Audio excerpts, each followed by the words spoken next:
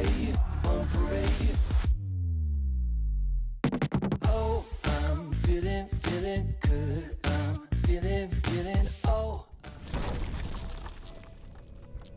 Welcome back, folks. Here we go. Dream League Season 25 continuing shortly. Our last series of the night is a big one. Tundra taking on Gaming Gladiators for a qualification slot.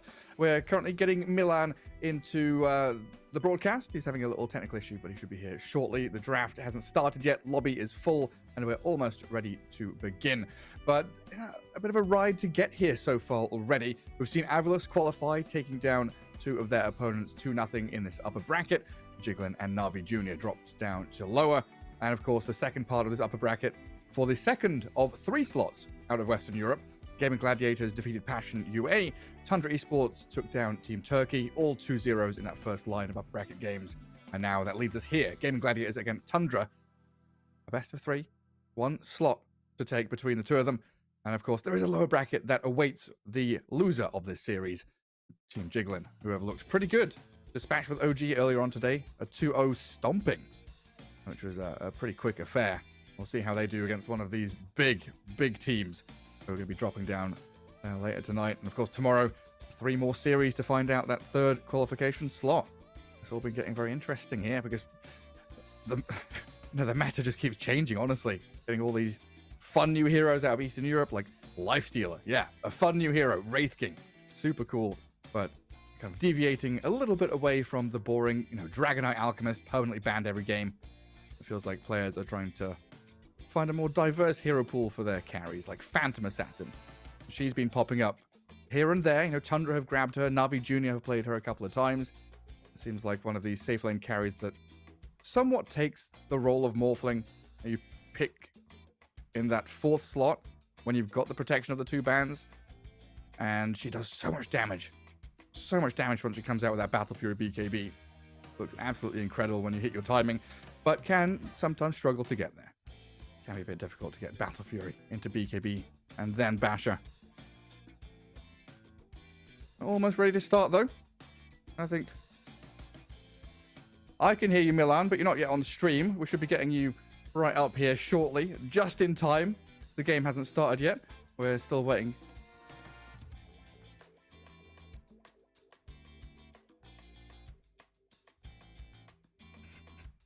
Just my face for now. Unfortunate. But yeah, Tundra still missing a player in the lobby.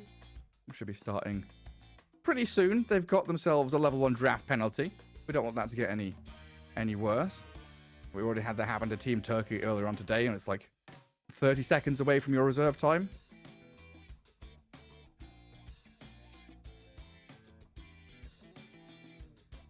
Milan, are you here?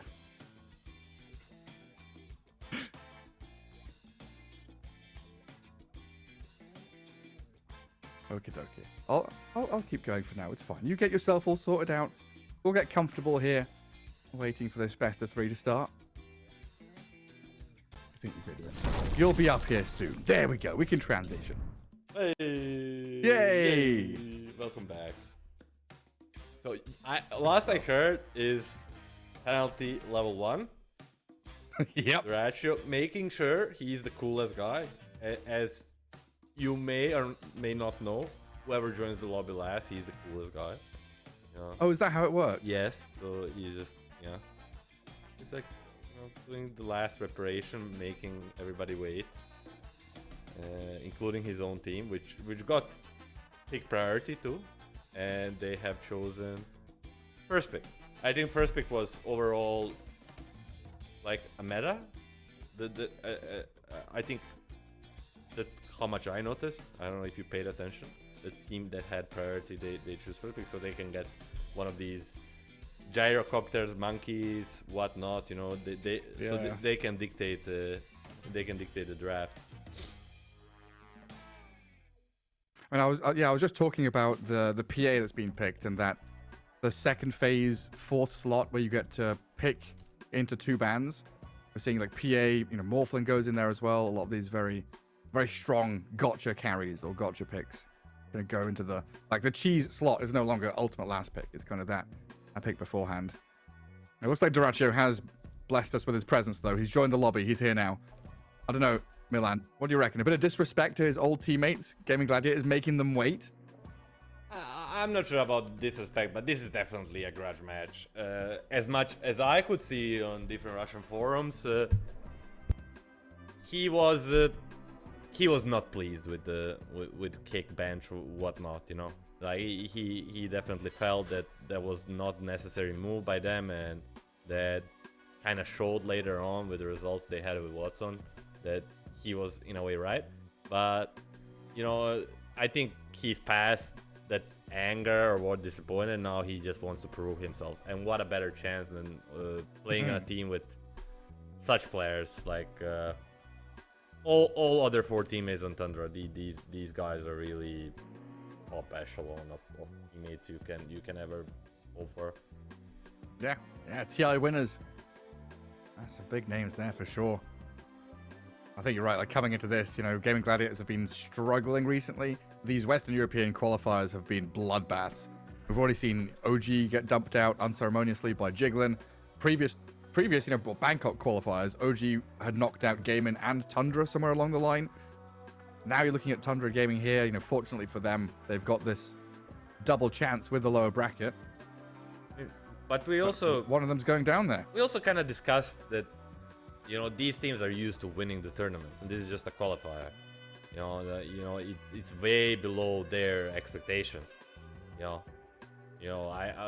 don't care if they qualify and go top 6 in a tournament, top 4. These teams are literally aiming on a first place and first place only. In this, like, not qualifying is kind of a fiasco, you know. It's like failing before the first hurdle, right? You're at the starting blocks of a race. They shoot the gun, you trip over your own shoelaces. That's where you are right now, you know. You're meant to be racing down there and beating world records. But tumbling pretty quickly. Looks like Lobby failed to start the first time around. Admin's on it, though. They'll be starting pretty quickly here. And thinking about the way we've seen some of these Western European teams drafting, it feels like this is one of those series where we expect much fewer mistakes and, you know, a little bit less weirdness.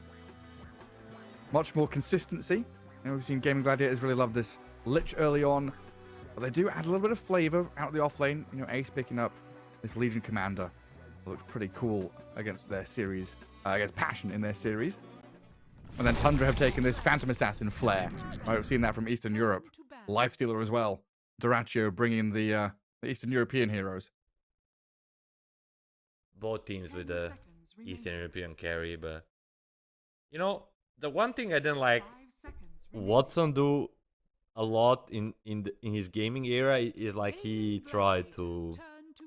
went out of his identity of this ultimate carry to try to kind of replicate a little bit of what Duraccio did, and I feel like he lost himself a little bit in that direction.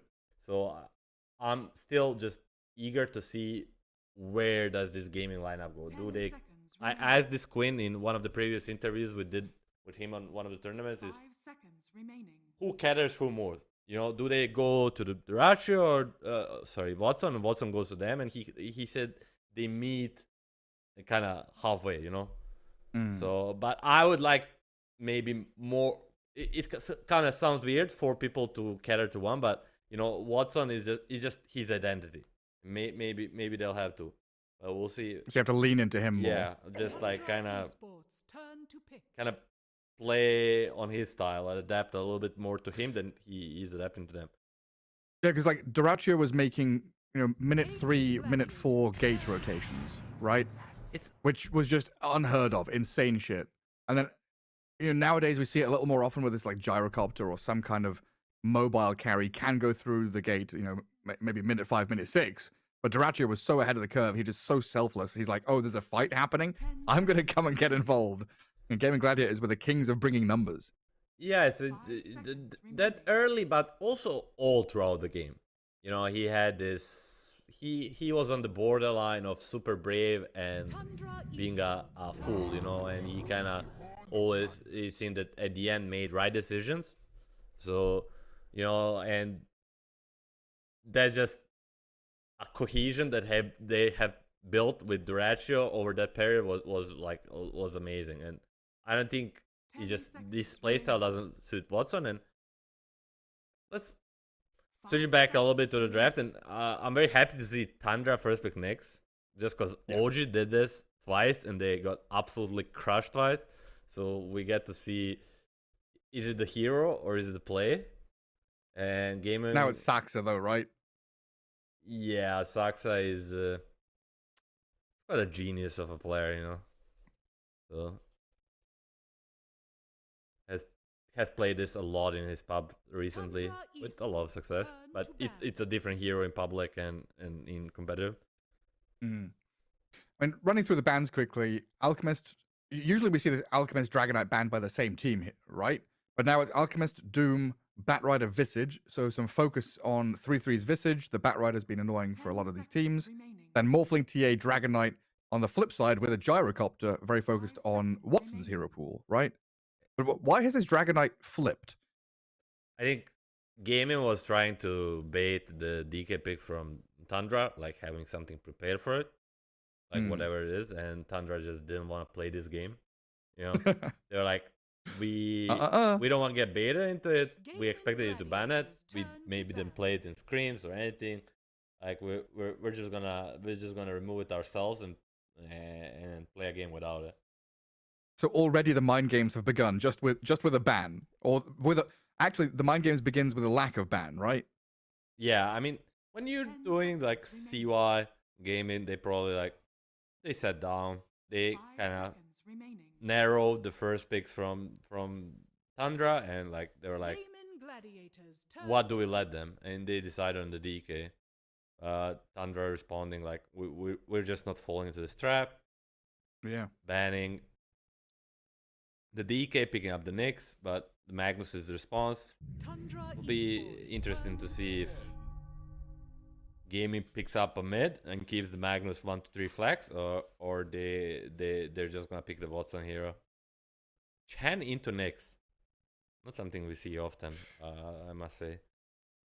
Yeah, very much feels like one of these moves that you've been talking about where they've picked it to fit their direction, right? Chen as a hero we've seen a little bit of, here and there. I want to say 5 games or so through these qualifiers, but every time he's been picked, he's looked very good. They've been, Seneko has been very confident on it to just grab it and go take control of the map. And speaking of PA earlier, apparently she's gone up the pecking order from being a 4th pick to a 2nd pick. That's a statement pick. Is PA like the Morphling replacement now? I don't know, man, but this is a statement draft from Tundra. I'm very excited for this game, how it all works out. But just being a Warlock and a PA like that is like saying, come at us, bro. We're Tundra. We pick what we wanna. Yeah. The Chen is Chen Anch. Now with Anch being nerfed quite a few times, it was just a staple throughout of the domination of this gaming gladiators iteration. Even when we at Nouns played them at TI in the upper bracket, we decided to ban Anch and Chen every game. Well, it just feels like it just suits them way too hard. And here they show, even though into Nyx, even though into like supposed counter, they just wanna go with what they feel is super strong, and just because they're playing it, it might make it unstoppable. So these are two ideas clashing, and it's like very interesting. Oh, cool. So we get the Chen for that safe lane, keeping Watson happy. Magnus is still flexible, right, across 3 core roles, but Bounty Hunter coming in as very likely the position 4 is something that we had Zayats playing earlier on, but I've not really seen it in action yet. I've seen it on the draft, the draft list, the heroes that are being picked, but I've not seen it get actually played. Bounty Hunter overall, more popular in pubs than in competitive. As you see, Monkey get picked up, so they do the Monkey 1-2 flex, still open, keeping their cards open. So, Magnus can also go anywhere. We saw this previously today from Jiggling, I think, with the different supports. They had literally same 2 cores from the 2nd pick, so when it came to last pick, they could have done anything. They ended up with Ursa versus Phoenix. So, Gaming Gladiators are very open pick, something they have done many times, Just flex. Yeah, and this is like... And Bounty Hunter is a really good hero versus the Warlock. You know, Warlock really likes these lions, muertas, Rubiks, and you name it. The position fours that need to hit in the lane. Bounty Hunter can just skip waves, make life annoying. He can play the unfair game of splitting the wave and not allowing Warlock to dominate through the Fatal Bones and 2v2. And then there's Monkey King, that element of flex kind of blocks 10 seconds these remaining. spirit picks. If they wanted Storm or Ember, the Monkey says, do you really want to? Seconds remaining. But there's Invoker left in the pool. Because of this whole ban situation with the Batrider Visage Phoenix being removed, they left the Invoker in, and Tundra happy to grab it for BZM. So now we've got the makings of the safe lane of Warlock PA, Invoker mid, and Nyx +1 is your last pick for 3-3. And it's quite a deep hero pool still to pick from. It probably will just pick a good hero versus 10 Monkey. seconds remaining. Because overall, like, once you see this Monkey 60-70, you want to create two at least uncomfortable lanes for him that he won't dominate. Because that kind of lane dominator hero. So Invoker already is going to do pretty well mid against him. And they're going to ban like Pango and possibly Void Spirit. Because it's Quinn, huh? Quinn is the, like, if Void Spirit has been pretty terrible 10 seconds remaining. recent time, but you know, there's a guy that can pull it 5 off. seconds remaining. His name We could is just see the definitely Earth Quinn. Spirit though, right? It's between Void Spirit Tundra Esports turn and to Earth Spirit, I bat. would say. Gaming will just ban the 3-3 Tide. What is left for 3-3 versus this Monkey? There's like Beastmaster Enigma there, but against the Monkey, it can be a little spooky. Beastmaster versus the Chan is kind of That's true. not 10 ideal. seconds Enigma, remaining. I wouldn't mind Enigma, you know. 5 And seconds then- remaining. Yeah, it's just kind of funny how Tide is the ban when it used to be, you've got Monkey King, Tide would suffer in lane, but new Tide just feels so good now. And Tundra do ban the Earth Spirit, so not going to go there. Quinn's got to rethink. Now we see the 3-3 hero. You go for, because it's hard to predict 3-3 hero, because 10 you know, seconds remaining. in real life, in the pleb's life, like something like 5 Lycan seconds. is Gaming Gladiators countered by turn. Monkey, but then like Beast is countered by Chen, but then the 3-3 and Saxa, they have a different playbook, you know. They have their own world, their own values, and they're often just ahead of 10 everybody seconds else. remaining. You know, you would think Beast next against Monkey Chen 5 will be seconds crushed or remaining. something along the line, but they just find a way to pull it out. And now, what did we say? It's the Void Spirit or Quinn. I don't expect something like TA to come out. What else you pick against Invoker? All right, is there a Lena here for Quinn? Ooh, Puck is in the pool. So I would say Puck or Void Spirit. Okay. I guess looking at Tundra, Nyx is a bit scary for spirits, but there's not that much guaranteed lockdown due to PA Warlock being picked. Beastmaster offers Roar, but not much that. The only problem with Pack Void Spirit I have is that they're not the greatest into Beastmaster. And not easiest to contest him, but I think Quinn can make it work. This is a really fearsome Warlock Fatal Bonds game, though. Fatal Bonds, when you've got Vendetta, PA, Beastmaster amping up the damage with Or Invoker damage output as well. could it be possible we see Watson hero? PA? Choose Yeah. your But a hero. Watson Meepo. That's a Watson Meepo. Alright. Switcheroo. Because this Pack Void Spirit didn't sound too juicy, even though it was Quinn. But Watson, another statement pick, both of players like Dracio pulling out 14-15 PA with the Warlock saying like I'm just there, and then Watson with the last pick Meepo saying like I have also something in my bag to pull out. Yeah, because like Gaming Gladiators have always been a Meepo team, but usually through Ace. Now they've got Ace Magnus with Monkey King and Meepo, a Tofu Bounty Hunter. The cores are very scary from Game Gladiators. And Chen is going to bring a decent amount of map pressure as well. I still don't have a good read on this Bounty Hunter. Yeah, I know the stats are sick in pubs, like 55% win rate and whatnot.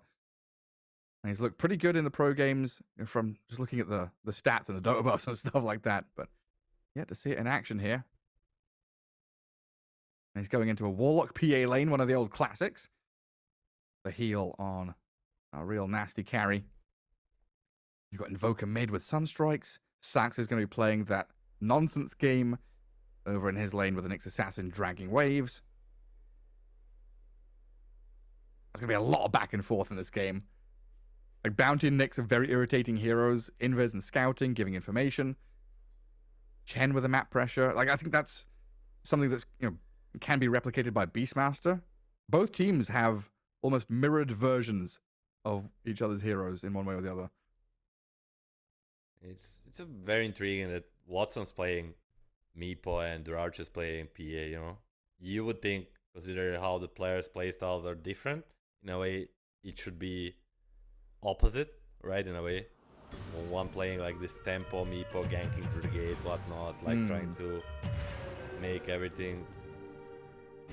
And the other one playing the super hard carry, maybe the hardest carry in the game. So it just, it's very, very intriguing in a way how they switch things up. I want to see what Durachu buys on his PA. Is it going to be the Battle Fury that we've seen previously that's kind of scaling and more of a timing hit later on?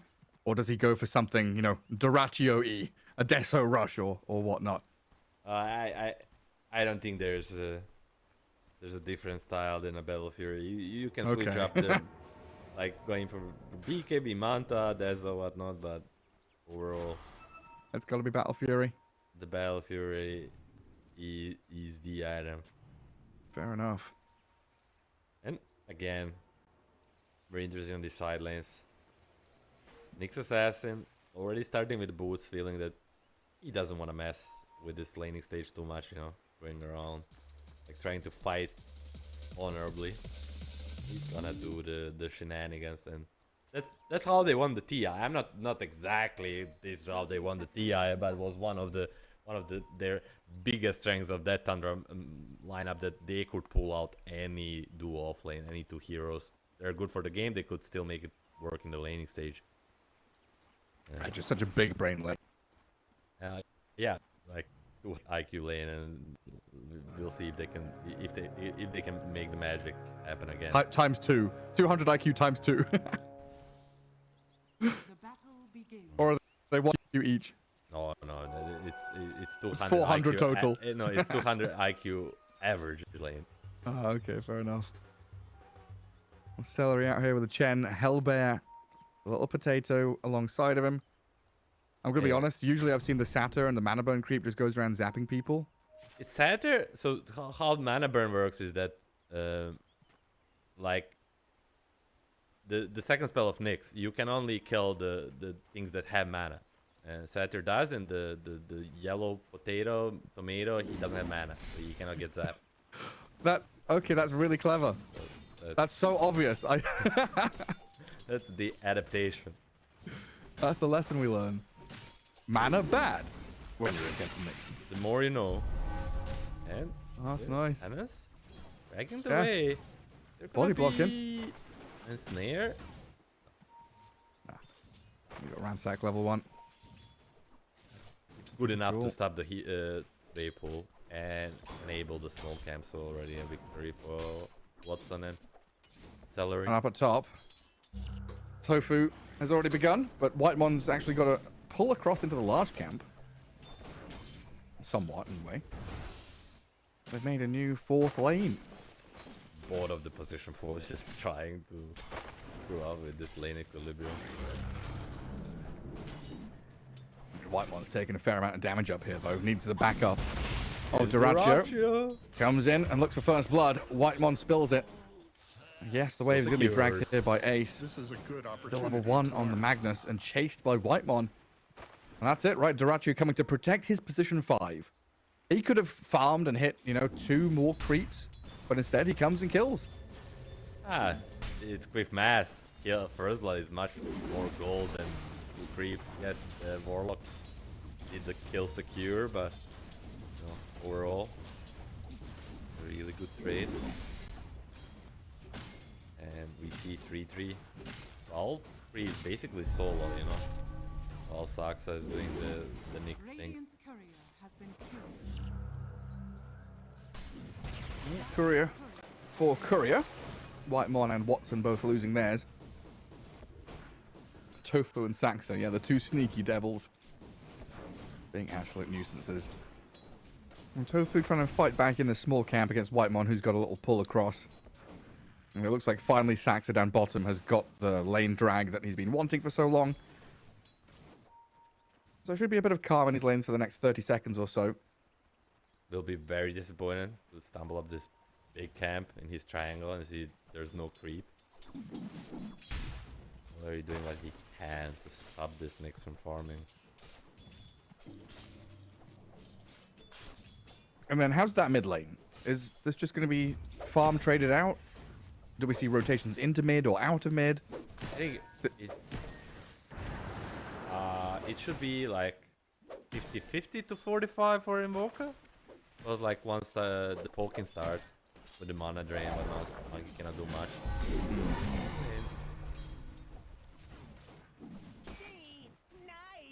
Saxa's coming in behind them. Thinks about the stun. Lands it onto Watson. Level 3 Meepo's here, though. Pretty low on his main one, and there's not any regen remaining in this lane. Just going to send his little clone forward to do a bit of harassment. These Then axes again, stack up, though. Gary, does China really counter Beast? There's no work. Saxa? Saxa. Oh, got him! And now made it Whitemon too. a second kill onto Celery? Yeah, Whitemon's here, you're right. He's being pummeled by a potato, but Whitemon and 3-3 chase Celery down for a couple of kills in that bottom lane. This is a One good up top, 2 down opportunity to bottom. learn. Great twin gate rotation. Gaming Gladiator just being caught a little slow so far. Under magic again. Lane. He thought it's not gonna go so well. It's going pretty well in Duracho. Can he blink out? Yes. Yeah. Just on time. Yeah, it's good. He'll be some pressure, some trade-off for gaming for this triple hero bottom. Beastmaster now getting gone on by the Meepo. 3-3 with a TP. Oh, that's close and he's home. He's away back to Fountain. Amazing. That's painful for Gaming Gladiators. It's just you watch this and you're like, how does he do it again and again? Blessed. I don't know, is he just blessed? A lucky bastard. At least Quinn is having a good time mid 22 and 12. Invoker's 19-4, paling in comparison to the denies of Quinn. Yeah, now BZM's got himself the double Wraith Band. He's tankier, he's more annoying. Should be able to hit back into the monkey a bit. It's a rare game where we don't have a spirit or a tiny or something mid. So these runes haven't been actively guarded or hunted or sniped out by anybody. Neither of these players really, have bottles or care. Yeah, exactly. When there's no balls in mid, the runes lose a lot of value. Still, the power runes are gonna be kind of important, but you kind of think twice before, like before it's like scripted to come to every power rune. But now, like without balls, you look more for something on the sides you can do. Yeah, like Quinn has already moved down bottom, but Snare Watson miss. doesn't land the net. Will get the second one, rooting up the Nyx to get Quinn a kill. And Tofu gets the amplified damage rune up at top as well, so could sit around and maybe get a go on this BZM Invoker. Well, you'll see the rune's missing. I think he knows the bounty hunter's here. And Tofu's just going to back away. It's really hard to pressure this Invoker as a bounty and monkey. But find something else to do. Only level, he's approaching level 3 in this bounty. So, a hero that really depends on this fast level 6.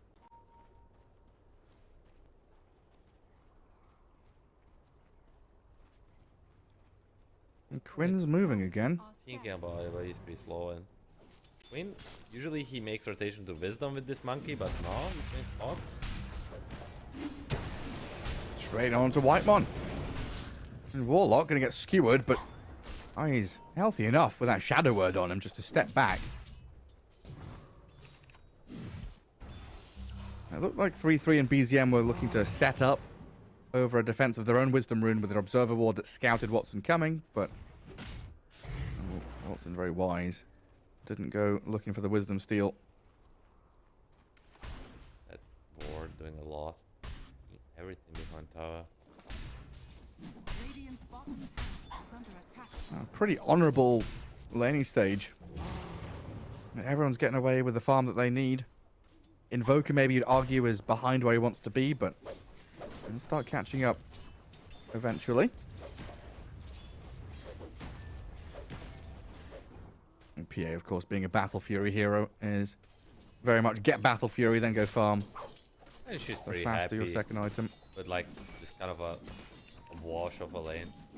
Just having Battlefield, I think Andra overall is a team that's like super satisfied with the quiet laning stage, because they are the team that plays fast on timings. If they're allowed to get to them freely.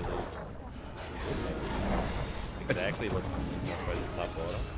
Exactly, right? It's not going to be quiet for that much longer. You know, we've had a lull, a period of 2 minutes or so where things have calmed down a little bit, but now Chen has an army. Drums are nearly done. Meepo's Diffusal Blade is getting closer to completion. Radiant's middle And this tower Monkey King able to traverse the map so quickly and jumping into action as speedily as he wants to. Quinn can just get there for a kill, then runs back to mid to farm. While this is all happening, Ace is still dragging waves and trying to farm the jungle camp at the same time. Efficiency is King Garrett. Something that D3 does all the time, I feel like. Trying to farm both lane and jungle at the same time. I mean, gaming showing a lot of discipline bottom. You know, you get this gank, you get a kill, and then instead of like overextending, going for a tower and falling to the reaction of Andra, you just kind of go back to farming. This Dire Vision so far, though, has kept tabs on Gaming Gladiator's moves for the most part. The Radiant's middle tower wards around these twin gates helping out big time. All is ready. Good to use. I see the Bounty Hunter. He does. And they're onto Tofu now. A stun for the Nyx will catch him out. BZM was also looking on that left-hand side, throws the EMP Tornado towards Ace. But a good skewer away. Gets Magnus the distance. So Agnum Scepter being built up by this Beastmaster. Dire's middle tower is under Less of the tower pressure, more of the team fight pick-off style. And comparing him with Ace, this Magnus also a bit of a shift up in item prioritization. No Blink Rush or anything like that. Magnus going scaling. Yasha first. Kind of feeling the tempo of the game. He doesn't need to do much in between two of the cores. Like he can just heal himself, and like it's almost a guaranteed Aghanim build from Beastmaster versus Chen. It's just you cannot opt for Helm or Helm 2. Yeah. Not worth going for it. Just a waste of money. And we'll take it all. Axa and Whitemon. Some big fatal bonds on that creep wave and a couple of heroes. But a difficult approach there with Saxit and BZM kind of getting caught in vision. They finish this tower. Be denied. middle tower has fallen. One of my favorite things in the game, fake pumping the Chaotic Offering. The base bellows and rocks. As up at top, the net from keeping Meepo good onto this PA. Beastmaster is coming. The Roar after the RP saves Duraccio, pushes Meepo back. Now the cavalry's arrived with Saxa coming in. Ace will skewer away, maybe try and save Watson. This Meepo's being eyed up by the rest of Tundra. A TP home gets the real one out, and the second one will follow. Watson's away, but Tundra, great reaction to defend Duraccio and the tier 1. Yeah, they lose the tower bottom. That's a trade-off for this Chen, but Dire's middle tower they is just under kind attack. of what will happen eventually with the Chen. He's gonna take some towers. Decides the bottom is the first target, and you know, big reaction from Tundra saves the life of the Ratio. A really important Radiant one. are scanning. Oh. Oh, not kill of this celery. Needs a little bit of help. Some strikes coming. And the PA as well.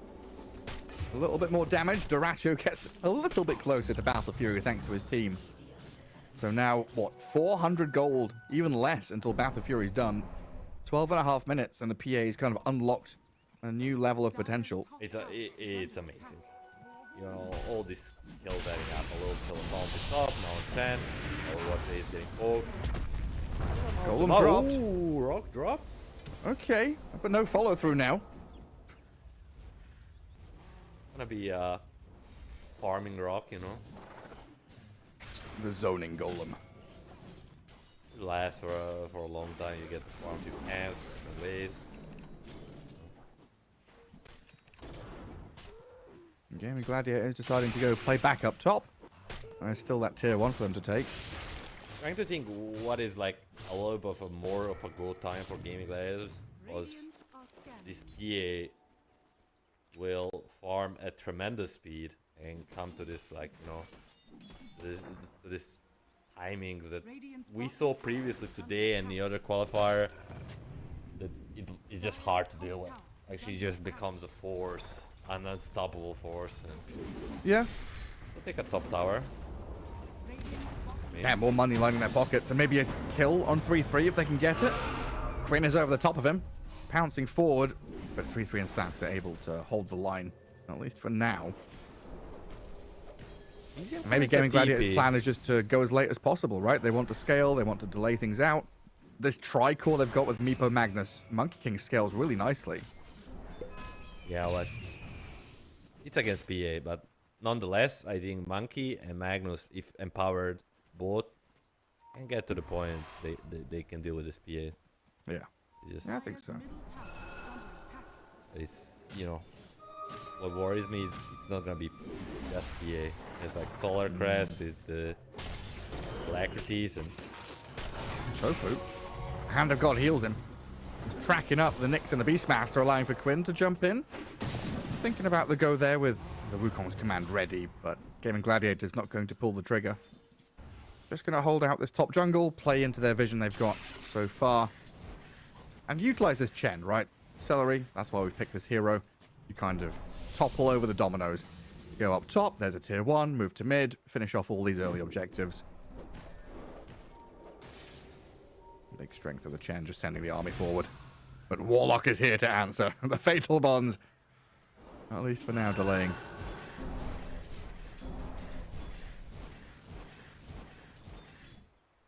Yeah, I think, Magnus going Yasha, now going back into Blink. Looking to synchronize a bit more with Meepo, Ags, Magnus, Blink, and then Monkey having a Gleipnir completed. So maybe pre-minute 20, minute 18, 19. they wanna. And then look, They wanna. Oh. Sorry for the thought. overlapping the Tornado and Golem there a bit. Ace stopped in his tracks, couldn't RP, trying to skew a low ground, but the Fatal Bombs are going. BZM's being tunnel visioned by Tofu, though. Invoker dead, traded out for 2 lives as Whitemon picks up a double kill thanks to Fatal Bonds. And now, on the left-hand side, Meepo clears out the Nyx Assassin while the Warlock eyed up by the Monkey King, but 3-3's here with a Roar. The Rajir also enter the fight towards the back, killing off Celery, but 3-3's Aghanim Scepter annihilates the Monkey King. And Tundra, inside this top jungle, they get a 4 for 2? I thought this is the timing for gaming to like kind of try, as you said, and invade more, but they were just not synchronized.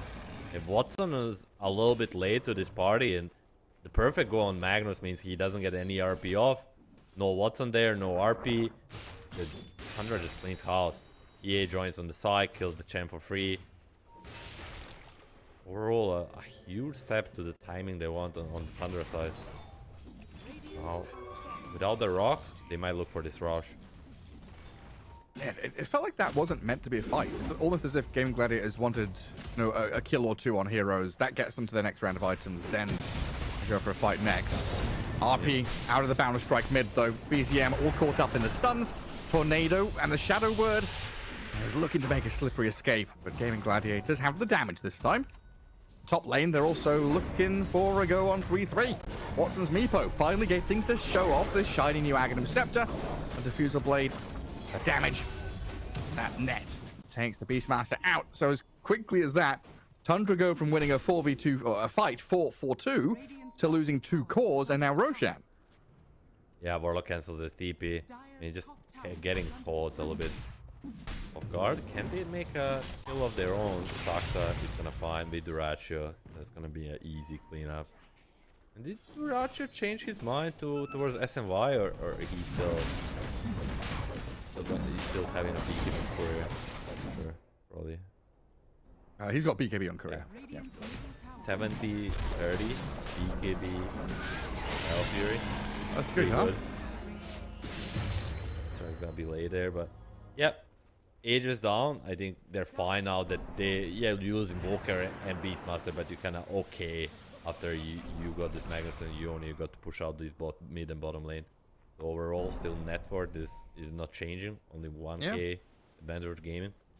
Like Chen, Meepo, at this point you would expect them to have 3 to 4, maybe even 5k advantage. Only being 1 is a little bit worrisome, but this is their timing. It's just about if they can get the initiation they want. Because if this PA gets to have a free fight, she's already ready, and we'll see. Yeah, if she can wait and choose her target, like now they're going straight onto Tofu to get the numbers advantage. BZM might have just been sacrificed here on the right hand side, while the golems dropped on the left. Quinn will get the Wukongs out. They lose Whitemon here as Ace pummels Saxa. 3-3 is going to come back in with a roar, and Duracho's held. They've got the damage to take down Ace's Magnus. Now Watson, Meepo, Mega Meepo mode, but he's being mauled by Duracho. The Aegis down, and now you're looking at what, Monkey and Chen to save the Meepo. Alacrity? Lightswall's going to slow him down. The Alacrity Phantom Assassins onto Quinn. A triple kill as he kills the Monkey King, and that meatball dropped on Watson's head. Tundra come out swinging, fighting into Gaming Gladiators who had Aegis, and absolutely annihilate them. I mean, this PA had a free fight. Nobody paid any attention to him. This Magnus needs to...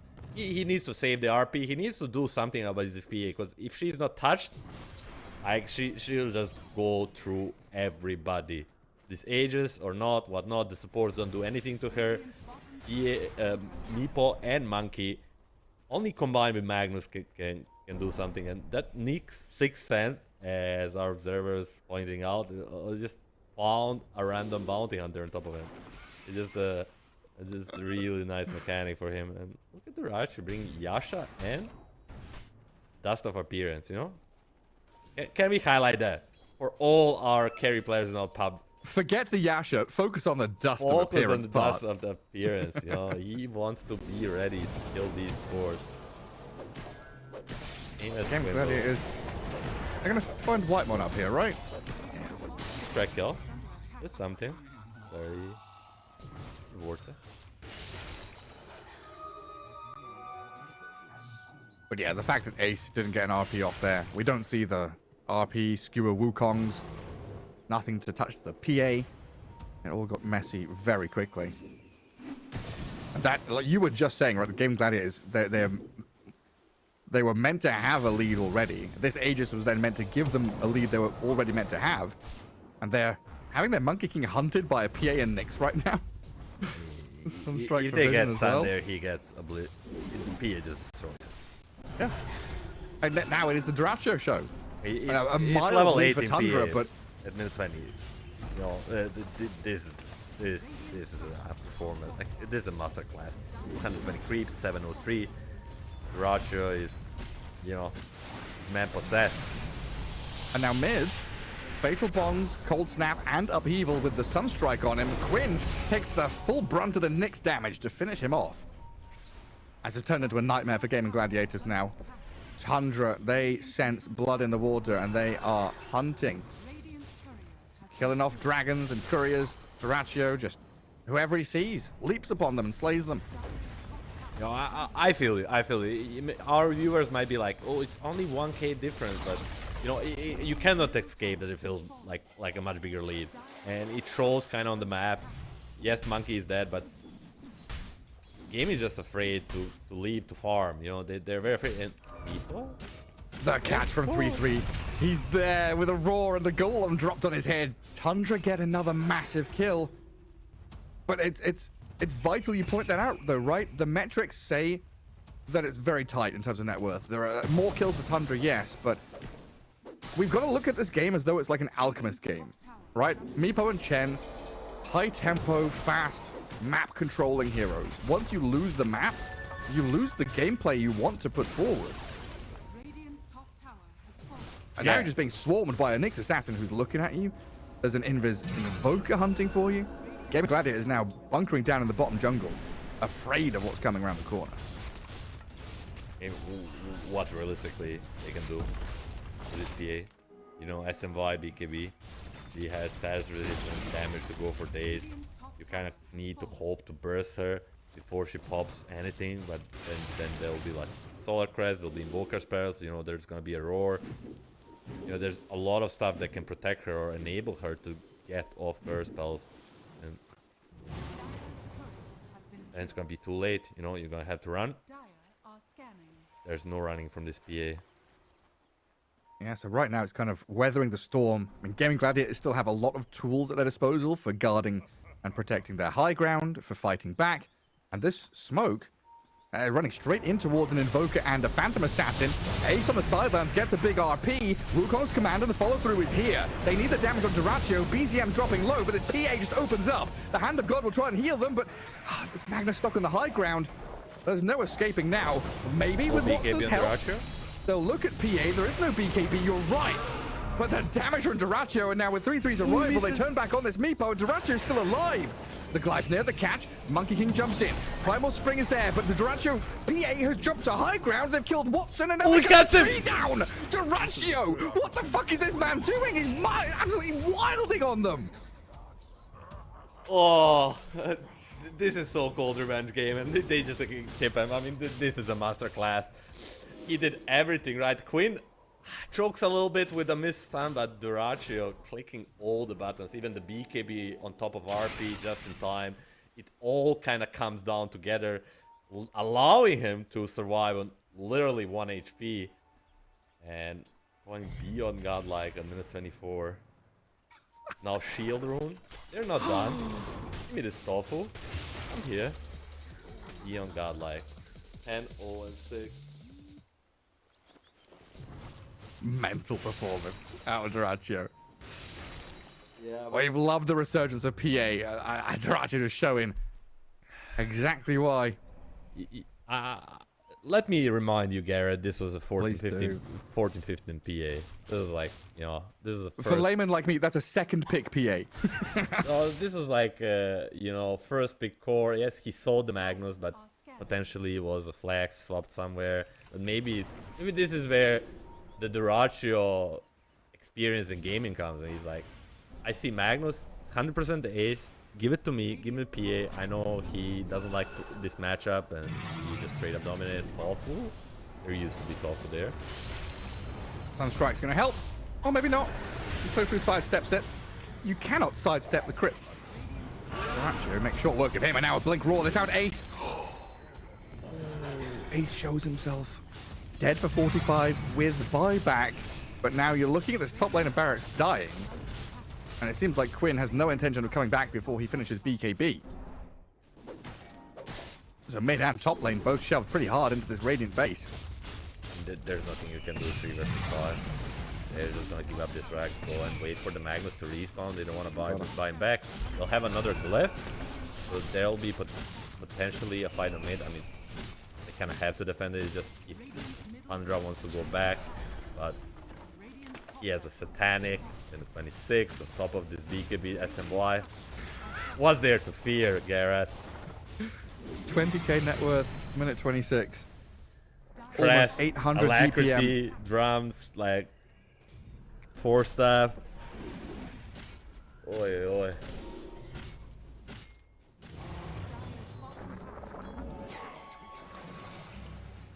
Just add in, you know, Shadow Word, Upheaval, maybe. Watson, Ace comes in, saves him in the nick of time. Watson can now retreat. They've dropped the Golem and Upheaval to try and slow them down on the retreat as Watson, he's dropping lower here to Duraccio's approach, going straight in onto this Mega Meepo to nearly finish him off. The final dagger, 1940 crit, sends the Meepo back in time. And good game called. Gaming Gladiators knows there's no chance remaining now. Meepo dead for a minute. Tundra take game one. Duraccio. Oh, he's got to feel good now. I don't want to say it, but Say it.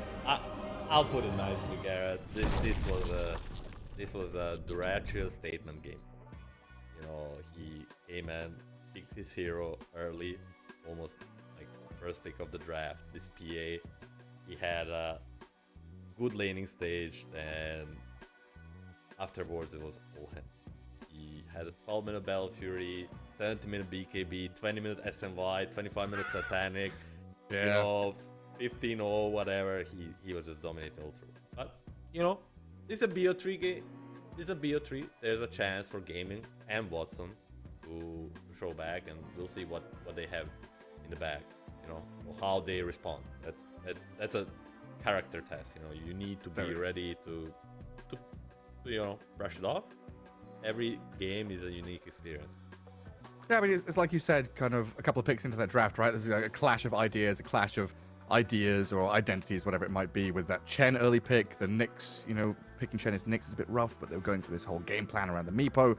It looked good from Game Gladiators, but yeah, there's some energy here that Tundra had that just completely undid them, but yeah. Refresh the slate, go into game 2 clean.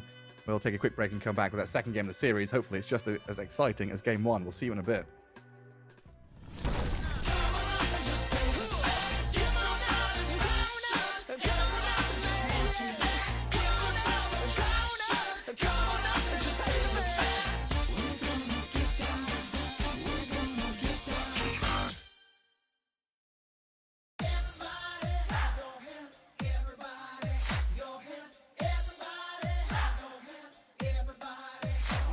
The music's high, the girls are flirting.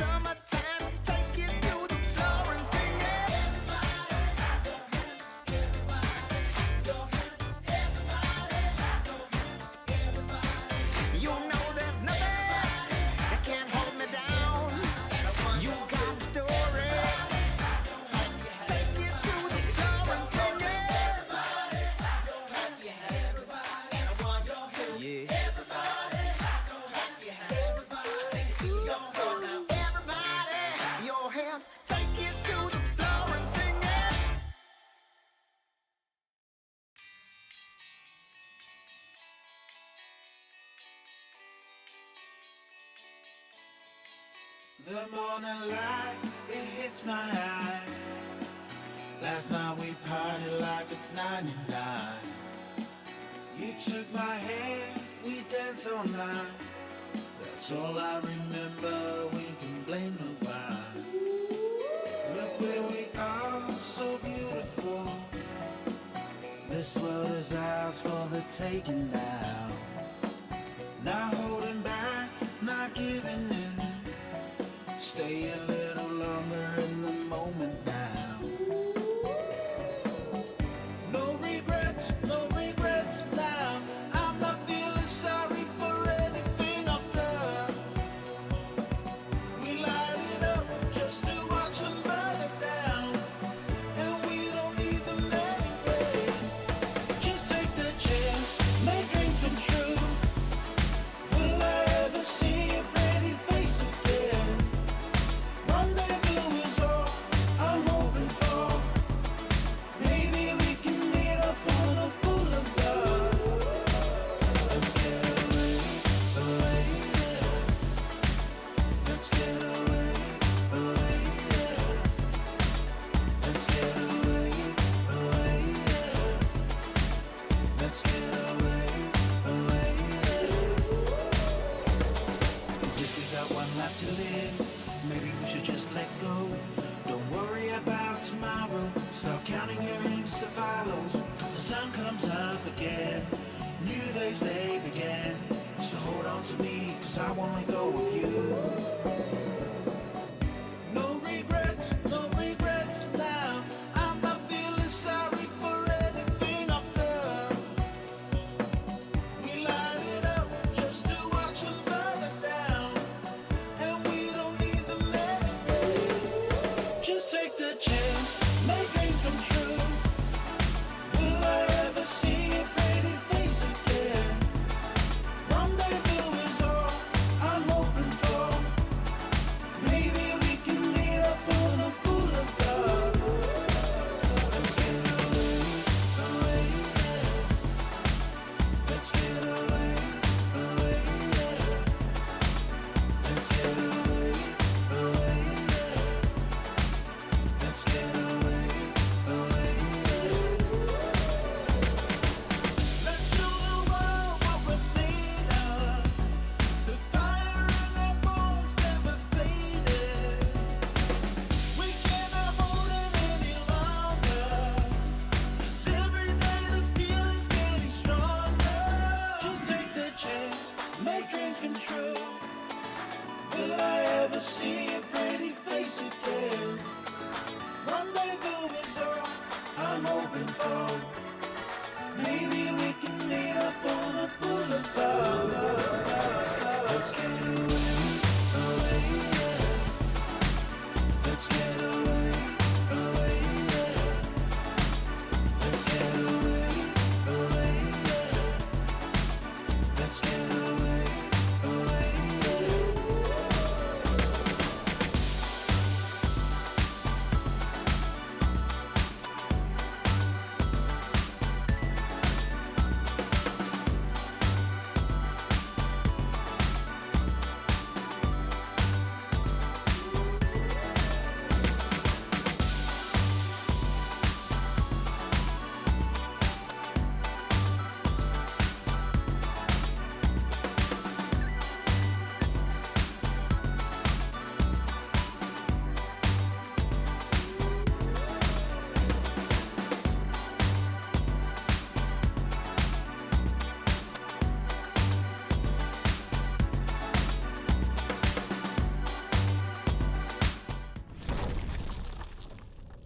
Welcome back, folks. Here we are returning with Game 2. It's a best of 3 series. Tundra taking on Gaming Gladiators. Upper bracket, but the winner of this series takes a slot at DreamLeague Season 25 from Western Europe, Milan.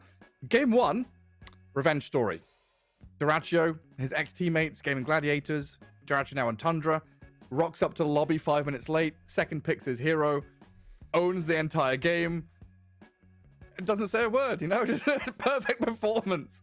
I've got no notes. That's like spectacular, especially that last fight where he's like cutting Quinn out of the tree, jumping from left to right. You could see how hungry Gaming were to kill him, and they just couldn't. Yeah, I just couldn't. It was just the Duracho show from start till the end. But you know, as I mentioned, every game is a unique experience, and all gaming needs to brush it off and be like, congratulations, good job, you won. You got one. You won you got the first battle, you know. Yeah, hats off. But now they need to come and change something, and they're gonna do that because they have the priority. They will choose the first pick, something that many teams prioritize, and we'll see what Tundra has prepared, you know, same as they prepared to give this DK, and then Thunder didn't bite it. What will Tundra give to gaming? Like, Yeah, no, are we going to see PA become a more priority pick for both teams, right? Because we've seen PA on the rise. A lot of these, a lot of these fourth pick PAs look good. This was a second pick. What do you call it? 14, 15 pick Phantom Assassin just came out there and wasn't really answered. The mind games began long ago in this draft, right? You talk about CY, look at Tundra with 3-3, and they've got a lot of brain power going into just the picking and just the banning. Never mind the picking element of Dota 2. So far, Dragon Knight, Morphling, Alk, Dawnbreaker, and then Phoenix Nyx. Standard DK and Alk, and then on top of it the Watson Morphling and the Dawnbreaker. Something that Neta doesn't play a lot on Tundra. So they'll remove that for Ace, and Gaming Gladiators will be banning the Phoenix, White Moon signature in a way, and then the Nyx, they feel like that was a lot of trouble, which I kind of agree. You know, the Nyx was supposed to grief a lane. That's what I was told earlier to do, Garrett. The Nyx is supposed to grieve the lane. He does usually. But these kind of had a free lane. Yeah. So, you know, sometimes is the pick, sometimes is the players, and now with the Batrider ban, they'll take the Doom. Doom first pick, yeah. Wonder if there's a flex to it, because we saw Shad. Navi and Shad Yep. in the Eastern European qualifier do a lot of carry Doom. 5 seconds remaining. And that was even with them, like the same spot as gaming, right? The first pick where they don't have the last pick, and they still flexed it. Like they would show like 3 position 3 heroes basically, right? They had a bunch of offlaners. I'm gonna choose where they would go. Tundra striking back with the Beastmaster again for 3-3. First picking up his hero now.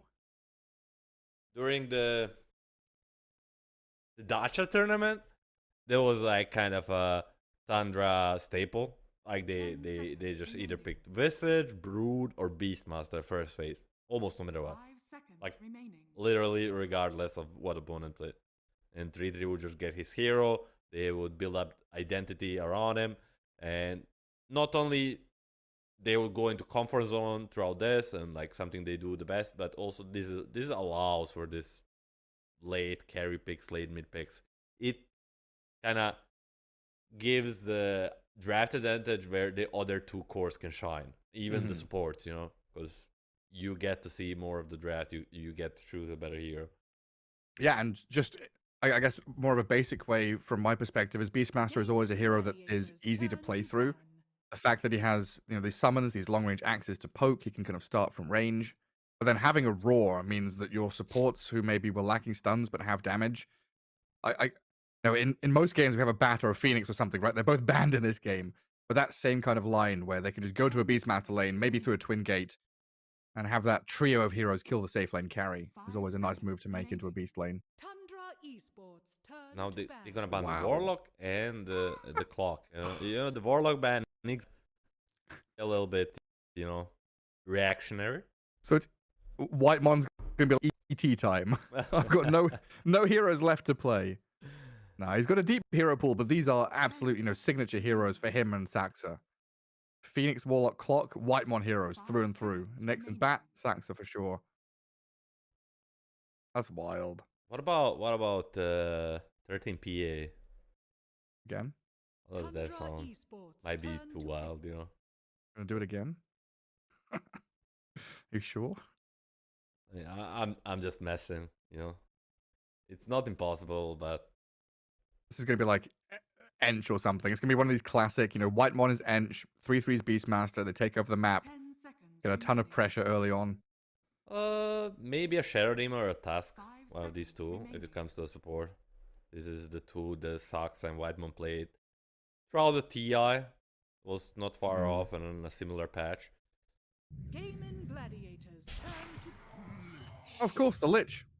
The Lich, something that a lot of teams have been using recently, but even Gaming Gladiators were first picking the Lich. Yeah, the Lich is definitely a decent pickup too. Yeah, the against Passion UA in the previous round, they once first picked it, and 10 seconds once it was remaining. response to Bristleback, which is still in the 5 pool, but I don't seconds think either remaining. team will be picking it up, as both have the off lanes. Gaming Gladiators turn to Muerta for Tofu. Back to comfort. So Ace Doom, Tofu Muerta likely going to be our duo there starting off. So the offlane kind of shown by Gaming Gladiators, So, even if they've got their Doom flex somewhat. I mean, 10 not seconds considering remaining. last game, this would without a doubt be a Chen 5 or seconds Anch remaining. expectation from us. Like if we just delete the last game from our mind and we were guessing what game he's gonna pick right now, it would be a seller hero, and we would say definitely Chen or Anch. But did this last game like kind of mess with their confidence? Tundra Esports. To see, I'll choose a different route. Crystal Maiden. Yeah, a bit of a different direction there. So Maiden against this Beastmaster in lane kind of deters the boar build, force you to go axes a little bit. Always going to be a 10 good seconds safe lane remaining. duo with someone else who offers damage. And look for kills. That's like Crystal Maiden's always making a killing lane. Ooh, so what's with the Doom? What did we saw before? Well, I want to say Medusa breaking, but Duracho is gonna take a playbook from 9 Pandas in Eastern European. His friends, Solo and V-Tune, a life stealer, worked really well for them. 10 Take it as a seconds counter to remaining. Doom. With the Lich should be a pretty strong lane. And then 5 seconds remaining. Saxa. Could we see a Rubik? You know, a classic CM counter.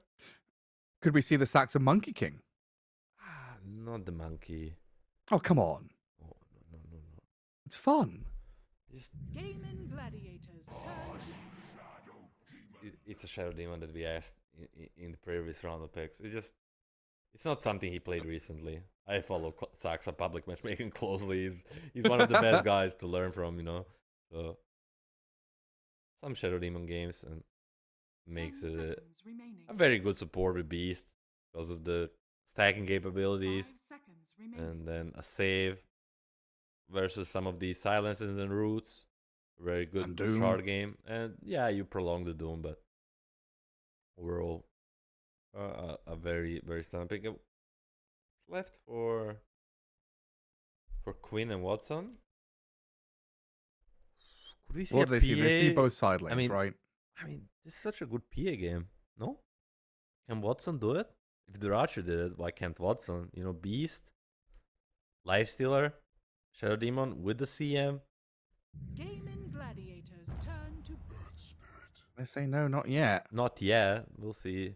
We'll see what Tundra thinks about it. Maybe they end up banning it. I mean, Tundra. Now the interesting. I kind of highlight in the draft. Now, okay, they take their split. They think that's the highest priority for gaming. And now Tundra is gonna 10 tell us seconds remaining. which two heroes they think game should have taken Yeah. in exact order. Remaining. What's it going to be? The PA and Tundra Esports turn to ban. Oh. the what? Well, the Monkey King's banned by Gaming Gladiators, as we're still looking for that BZM hero mid. And of course, Quinn, having picked his Earth Spirit, wants to protect it a little bit. One of the best heroes versus the man. Tundra Esports Can abuse him in turn lane. to ban. Now the TA will be the first ban. A hero that 3-3 really doesn't like playing against. If team has a Gaming TA specialist, Gladiators turn and to it's ban. gonna be the PA. And the T and yeah. PA. That's what Two you should have assassins. taken. But as we say often, gaming, CY, their coach, and all together went through the list and said we have TA, PA +1. And Quinn kind of really wanted 10 this. seconds remaining. Yeah, Surge Spirit. I feel like you get into a spot where, like, let's say they picked PA there, and then Tundra bans Tiny Earth Spirit, and then Quinn doesn't have that really beefy initiation hero anymore. Just having him on Earth Spirit's going to feel good for them to start off fights, you know, knowing that Maiden and Murta, kind of sluggish heroes, need someone to go in there and do stuff. Earth Spirit just gives room to your other cores to do whatever they want, entering team fights. 10 seconds remaining. You're really Who's it going to be wondering now? what's gonna be for Watson. 5 A lot of his seconds. heroes are Like, banned.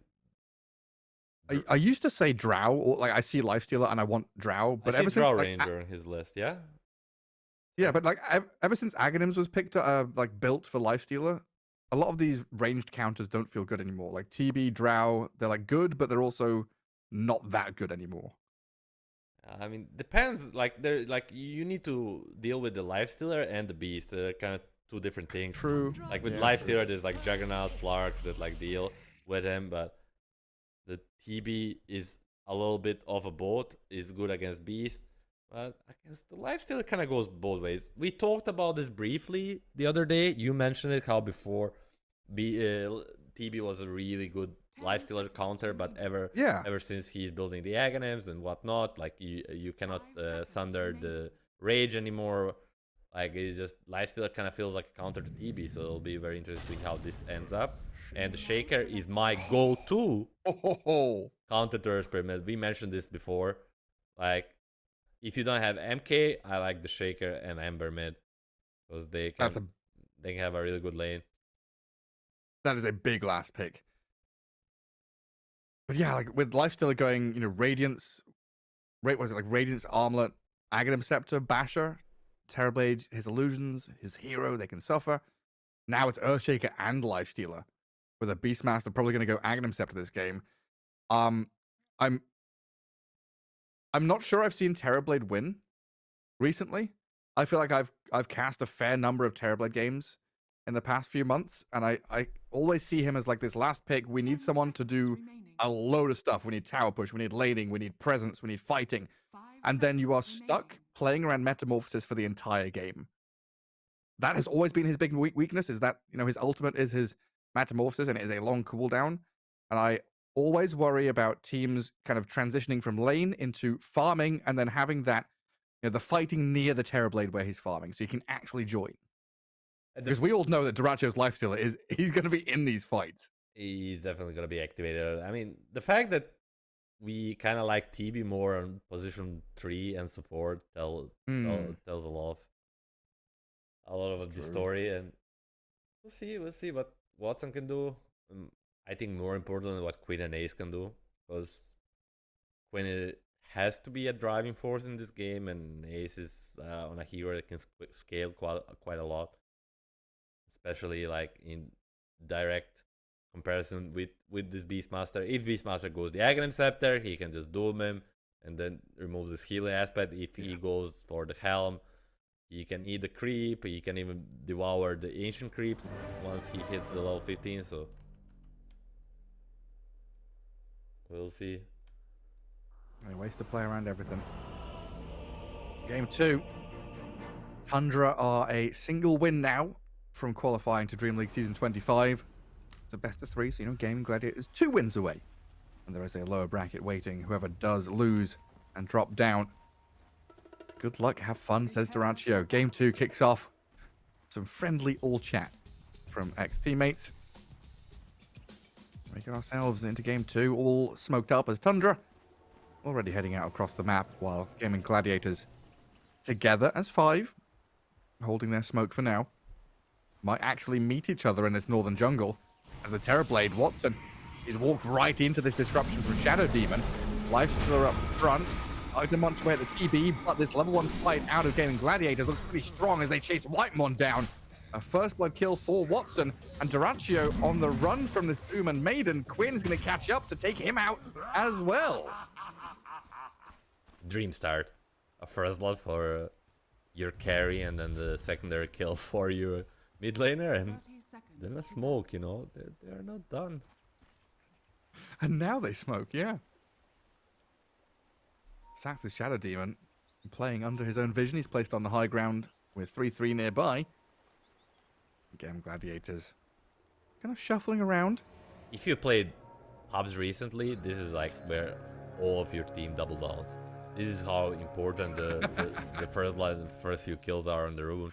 Literally, because before the horn, you have time to double down. If you get like a first level on kill, like everybody instantly does it. Oh, for sure. That's an incredible start. Celery has come over here to block up the ancient camp, met by 3-3 Beastmaster and Sax's Shadow Demon. Quick banish onto Tofu, but it's just gonna be a bit of poking. It looks like Beastmaster should know he was sticking around in that spot exactly to scout this out. Should know. And Saxa will deward.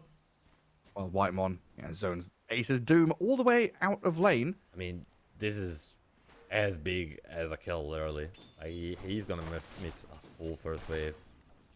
At least. Tofu's happy, though. Easy. Okay, maybe not happy, but he's gonna get something. Let's take solo XP, couple of last hits. As long as he doesn't die. Frost Blast, no mangoes, no mana for Whitemon. I wouldn't have any follow through. A lot of mana used up from this Whitemon glitch. Courier has 2 mangoes, good to see. BZM in his mid lane, Earthshaker versus Earth Spirit. Why is this favored for Earthshaker? Because it's melee versus melee, right? Usually that's boring. I mean, you just Earthshaker abuse melee heroes in a way. Because you go this WNE build, where you just the harass eventually builds up, and then on level 6 you have a timing to kill. Slugger everything. Maybe that's like in an ordinary matchup against Queen. Maybe it will not be enough, because every time I watch a Queen play against like a good player like BZM, it's so intense. It's exactly like what's happening. Like every CS is so contested. Every hit matters. You know, you mess up a little bit, you miss one harass moment, and you're done. Quinn has a window here though. 9 wand, spells off cooldown in a second. No bottle, no wand for BZM. So a roll into kick here with the 1 charges of Quinn. Never mind, the bottle is there. And BZM's going to be fine. A brief look at, what could have been such a tight mid lane, like a second different. That could be a kill. And then we see 3-3, why he's such a good player. Sends the board top, denies the top rune, and BZM gets the bottom one. Man, I wish we had Quinn's player cam now. Must be fuming. And then Beastmaster's going to stack camps on the board too. Just cancel the mid rotate roll on the mid. He was gonna go get thrown under the tower, but perfect timing on this Chant token.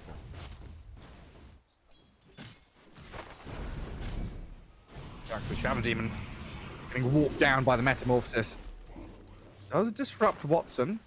But Celery here, with a couple of stick charges. Trying to run the Shadow Demon down. Interesting, though, that Celery's kind of stuck now between SD Illusions and the Wild Axes. Not quite dead just yet. It's gonna be easy suicide. Oh, he denied the Ancient. I mean, he pre-blocked them, so he was like, ah.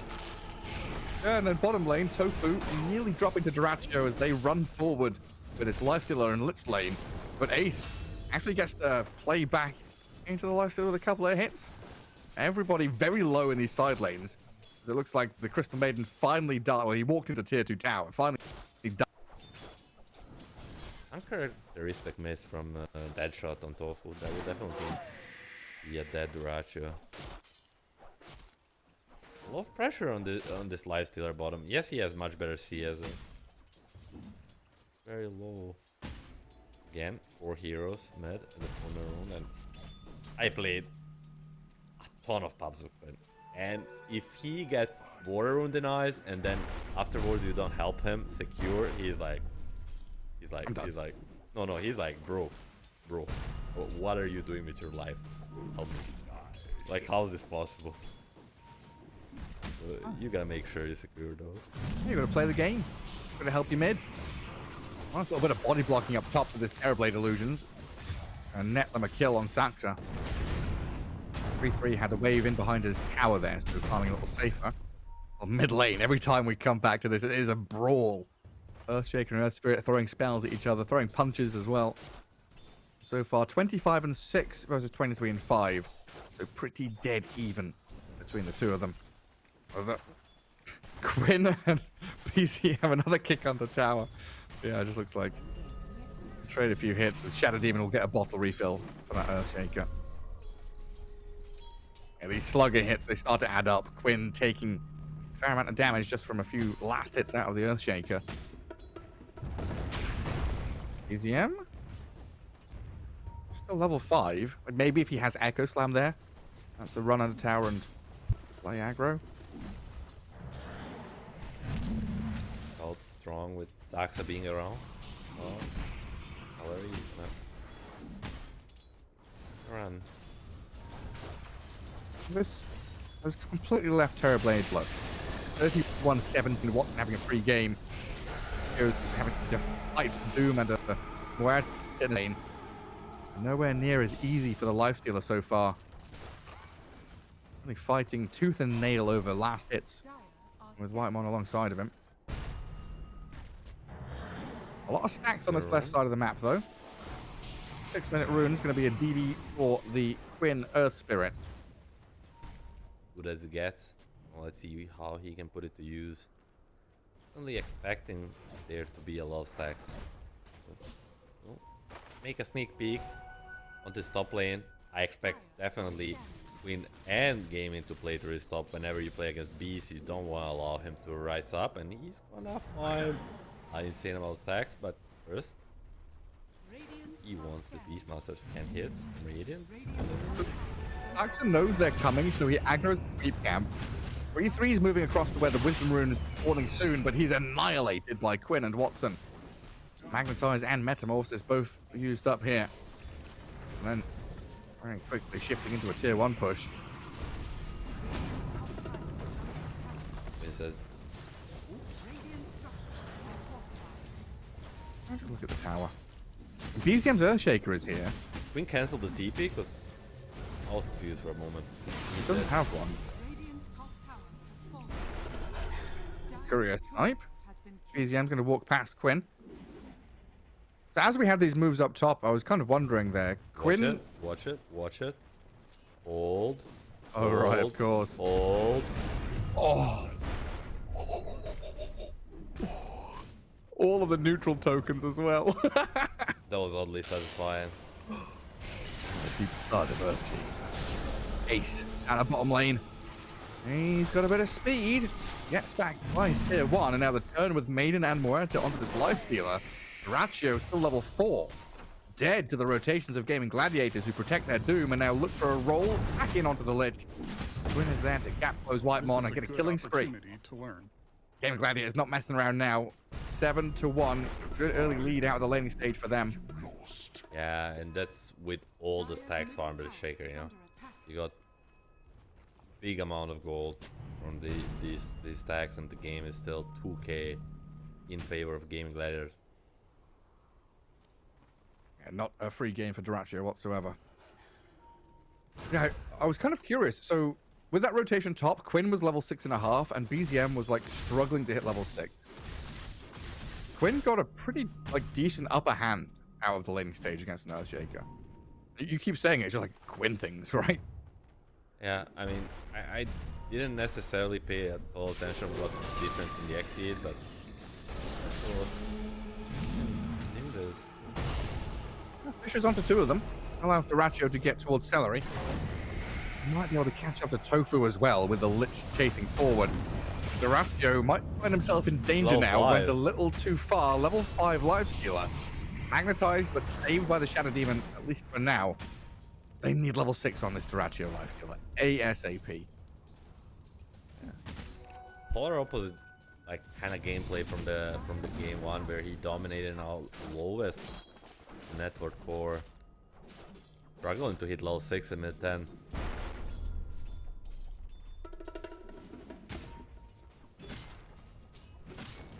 Link Dagger on the Courier or Earthshaker instantly smoked.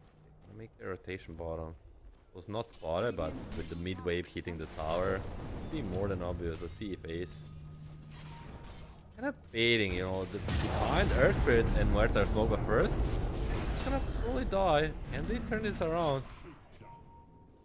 I'm thinking about it. They brought numbers down here with the smoke, but Tundra kind of showed their hand, right? Everyone down here, very spooky prospect to go head on and clash 5v5. But when Tundra leave their lifestealer isolated like this, Doracho's trying to drag a wave to relative safety a little deeper on his side of the map.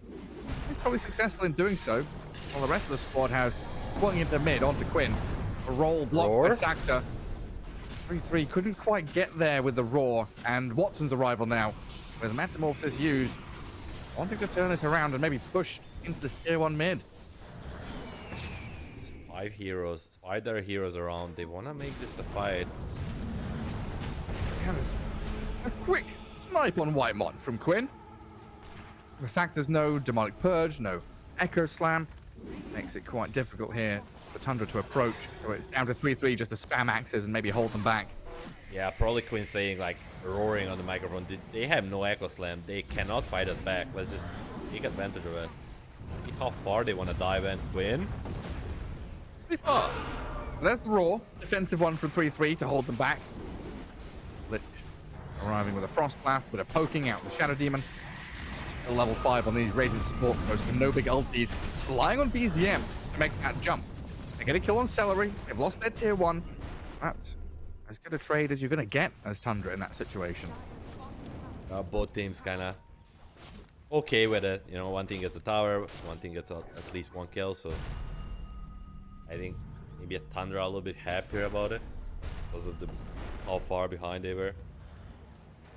Overall, this bottom move, they were just surprised for a 9-minute dagger on the Shaker. You know, they knew the stacks were there, but maybe they expected Beastmaster to farm it or whatnot. But you know, the 9-20 blink on Shaker, it's not something you see every day. That's a real surprise. 3-3 still trying to finish off this Aghanim step, and needs a little bit of time stacking and farming Angels on the left side. The rest of Tundra is down to them to kind of pull the strings on the rest of this map. EZM getting caught out here. Infrost from the high ground, unfortunate bounces back up to the creep camp. Ace steps forward, looks at BZM with an attempted roll. Win says no, we're not going to go that far in, even with the Doom expended. Saxa from the right-hand side is going to come in and slow the approach. Might be dying for it. Rolled upon by Quinn, and the Magnetize is in. Now we turn this into a proper fight with Doracho munching on this Earth Spirit with a roar there as well. Doracho with the safe stacks though. Gets in, infests him. BZM comes out with a double kill. Backstabs the rest of Gaming Gladiators. And Doracho spent half of that fight running to Saxa to heal him with infest. I could hear him saying, bro. I heal you. I save you. What a gamer. Eventually Doom expires and BZM comes back. I was so unsure of this goal by Gaming. I think they were too, because I tried saying all the time Shaker was holding this Illu Rune. So he can dispel the Frostbite, he can dispel Dance of the Dead, he can dispel Magnetize. So Doracho gets jump mid. Level 2 rage, that's not a big duration, but still gets away. So this Illu Rune just didn't allow for Quinn to commit on the Shaker, and the result was he ends up living through the Doom, comes back, and a triple kill for Tundra. I didn't even notice that illusion rune. It's good that you point that out. I was kind of wondering if they threw the Doom on him. I was like, why is that going? Happening there. Held back a little bit. Gaming Gladiators sweeping from bottom up towards mid. Quinn seems pretty hungry to just stay involved. Any fights, any picks he can find. Always looking for them across the river. Finally room for Quinn. I feel like after the 6-minute 80, this is the first rune. Like almost 8 minutes after first rune he picks up. Like a much needed thing for Earth Spirit to snowball to the mid game. I think I want to point out how the Doracho game 1 performance kind of overtaken by BZM this game. You know, 8k net worth in 14, 501, 110 CS. He's almost like having a flawless game so far. You know, he's taking up this role of a dominant force. Carrying team. This is the kind of thing you need when you're against the Watson Terrorblade, right? This guy, the big farmer on the other side of the map, has been involved in a couple of these early fights, but relatively quietly farming away at Ancients, closing it on 10k net worth, nearly at Manta style now. We're going to have a really big clash of timings here. Radiance is about a grand away for Dyrachyo, so a couple of minutes of farming, he'll have that. We've got to go on Saxon down bottom with a Doom out of Ace, so a quick and easy 1-over on the Shadow Demon. Get a bit of extra pocket money in the Doom's purse there. But yeah, we've got Ags on Beastmaster, maybe a blink on him, but definitely Ags Beastmaster, Radiance Lifestealer, and this Earthshaker with his own Aghanim Scepter going to be a massive period for Tundra. Gonna look, but hold it. Shaker gets up. No Iluru now, but Dyrachyo is around. The Radiant to Infest. Oh, the Radiant to run at Quinn. Not hitting him. Get the damage, and then Infest into Whitemon to run away. Chain Frost could still, now it's expired, could still have continued bouncing. Gaming Gladiators realize, you know, they've poked at Earthshaker, they forced them to reset. Now Tundra will be the ones looking for that retribution and the answer. The Sinister Gaze, Freezing Field, trading spells from high ground to low ground. They're gonna run back across towards BZM while 3-3 bangs his drum. Gaming Gladiators wisely step back. A little bit of a spells exchange. Neither team willing to commit, especially without Doom. Gaming Gladiators don't really want to take the massive fight.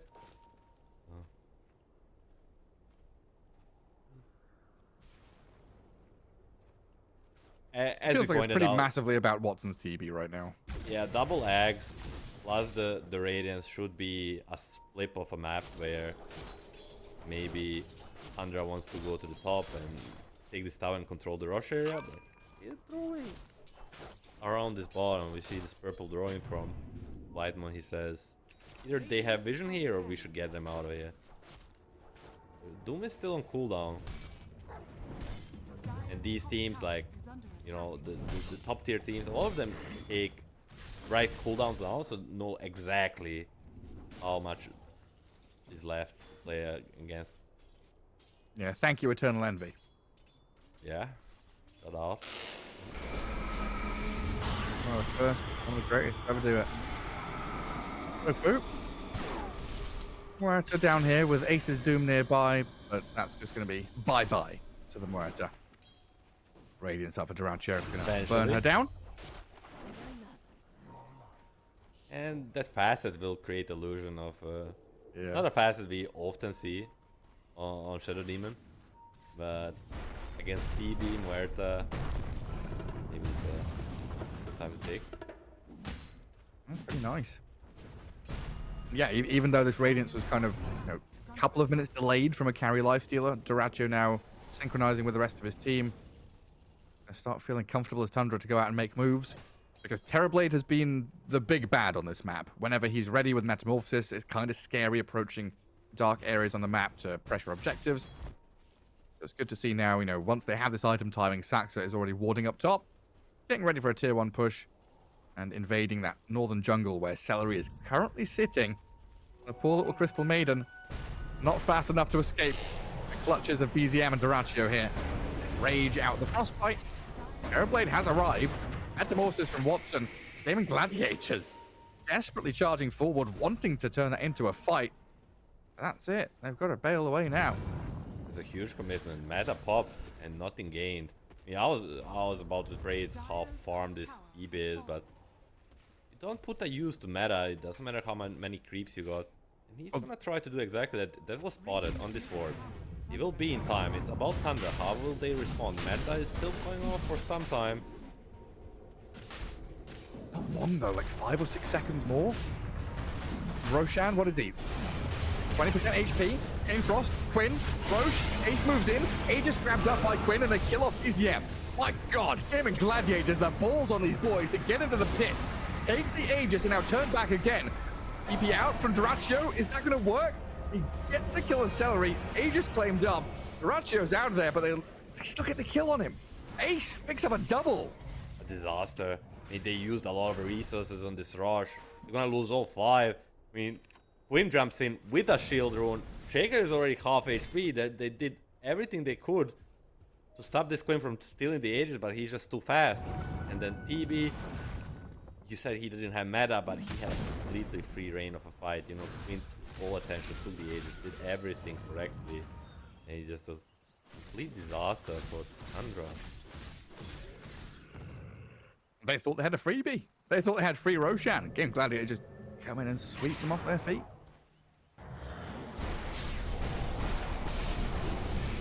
Anyway, if EZM doesn't get use Blink Echo Slam, you know, well, it was pretty rough. Chain Frost was good.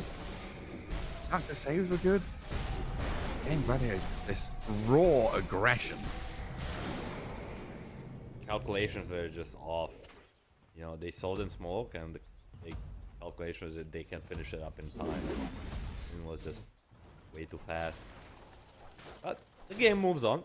They kill the Tormentor, get the shard for the Lich, who now becomes, as you like to say, and I like to hear, a Frost Assassin. See how much he can do. Hey, you started it. I copied. Draccio. On Vatos from Tofu. Silence. Couldn't infest straight away, but it looks like he's okay being bodyguarded here by Whitemon. Nearly blowing up Tofu with a Frost Blast. But jumped on by Quinn inevitably. This Earth Spirit comes in to take him out. No infest in time from Duraccio. Gaming Gladiators with a jump in to kill the Lich, and then again just backing away. No free space for Tundra. 3-3 trying to farm down in that bottom jungle. Immediately run at by a Terrorblade. This is where it seems like Tundra kind of want to slow things down, retake control of the map, where Gaming Gladiators are still smoking, looking for core kills. They might just have one on BZM. Again, this Rod of Atos card into the calling. A missed roll from Quinn, uncharacteristic, but they've still got the catch onto this Earthshaker now. A Fisher, only delaying his death. Just how quickly they move from like a kill mid into pressuring bot Beastmaster, and then all 5 are top. Well, the SD is gonna tank the gang there, but as soon as he starts taking the Lotuses, it can be heard. So they immediately switch their attention to this Lotus pool and find it. Possibly the biggest pickup they can. Earthshaker too. Game has slowed down. You know, we praised him how he had almost a flawless game after these 2 deaths. He's the same net worth as Quinn. I'm bored of his scores.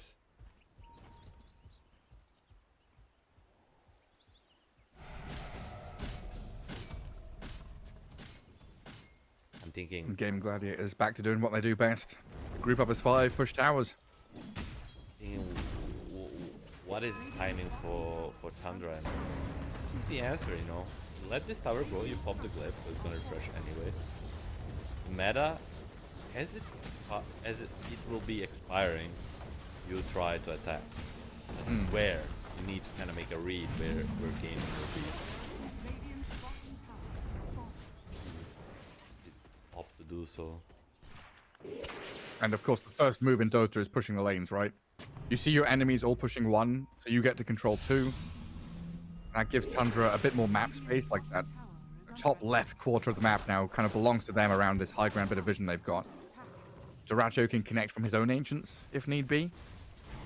It looks like for now, Gaming Gladiators sat pretty comfortably in that bottom jungle around 2 observer wards. Plenty of farm for Watson to kind of farm backwards into his own Ancients. And no rush from Gaming, as Duraccio makes his presence known in that mid lane. 3-3 trying to drag and cut waves with a boar as well. Yeah, very, very much push waves and escape the game plan for Tundra. You're just seeing the move from 3-3 and BZM. They show on a wave, they clear it instantly, they blink away into the fog. Farm some jungle, then they go back again, clear another wave, back into the fog. You want to get to these 2 BKBs, BZM and 3-3. Like it's much needed tool. And I get quicker to that with this easy pick-up. 1 away on top. Token was spotted a mile away. a lot of, you know, TB hits for a decent amount, and there's a Wolf Aura on Doom, but a lot of magic damage in this gaming squad. So if Tundra wants to take a 5v5, meta or not, that's what I feel like why they didn't go for this big move when meta was off cooldown. On cooldown, it's just anyway the magic damage is too much. Waiting for this big hit beast plus the rage, and then they're gonna try to take a big 5v5. Yeah, and we're in kind of... Lifestealer has these weird spikes and weird periods where he feels like a creep again, right? Like, waiting for Relic, waiting for Radiance, and then has Radiance. Weak into strong. Now, kind of waiting for Basher. I'm not saying he's weak, but he's definitely looking for that next spike, and then Aghanims after that is the next natural progression as well. This is where, you know, Lifestealer, even with a Sanjin Yasha, facing off against the Terrorblade, it's not the easiest way to approach head-on fights. He's hiding in 3-3 currently. Gonna jump out and try and snipe the Doom. Avoid the Terrorblade, get pickoffs like that instead. And maybe another one, the +1, Celery, offers himself to Tundra here. Looks like the Maiden, funnily enough, is tanky enough to get away from the Lifestealer. Discipline from Durashu. Doesn't want to overcommit, but now we'll find Tofu instead. G-Ward, dead shot, the runaway, the stuns from the Earthshaker come into play. Tofu all caught up, stuck in the mud, but look at Quinn and Watson. They've come in from the right side. Destroyed BZM, Earthshaker down, Tofu's still up and running. They've rolled onto this 3-3 Beastmaster while Watson able to hold his ground and reign supreme with the damage output he brings. Duracho's gonna have to turn and run while they'll lose their 3-3 Beastmaster. Duracho does pick up a couple of support kills. White Mon with a Glimmer TP, there's the roll. Cancelled by Quinn. Look at that projectiles from this Terrorblade. Duracho, he's walked into this. Disrupted, at least for now, buys him a little bit of time. Demonic Purge, Duracho gonna rage and run. Another roll from Quinn, though, and this Lifestealer. That tip from Quinn says it all.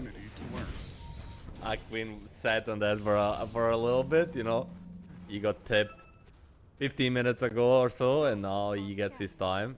And I feel like Tundra, as I was praising the discipline, they commit to this gaming Muerta on Tofu, and EB comes in on top of the hill ward and just kind of reigns supreme, you know. So much physical damage. I got caught off guard, like how much damage he did in the fight. Like 7,000 damage with this Orchid Manta, Dragonlance. I didn't see that coming. It was tremendous. Like Earthshaker, Beastmaster, you know, kind of tanky-ish heroes, but pretty tanky heroes. Like, yeah. Quinn rolled and missed on BZM, and he insta-TP'd, and he died in a second and a half, I felt like. Yeah, from 100 to 0. Yeah, that's like 2600 HP gone in 2 seconds.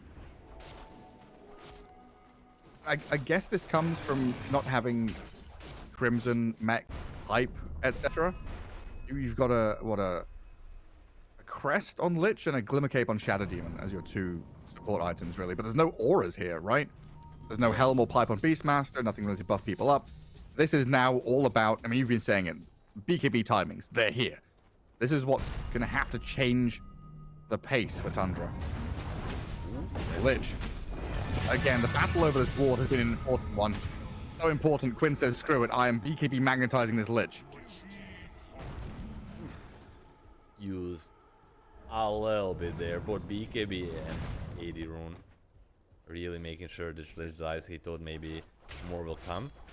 Because it kind of feels weird that a support runs solo this hill and just making like, kind of logical assumptions. And you know, these BKBs were huge, as I said so, but 3-3 also tried to BKB TP out of that last fight, and he couldn't, you know. So yes, BKBs are here, but they're gonna need to find a way to deal with this Watson TP.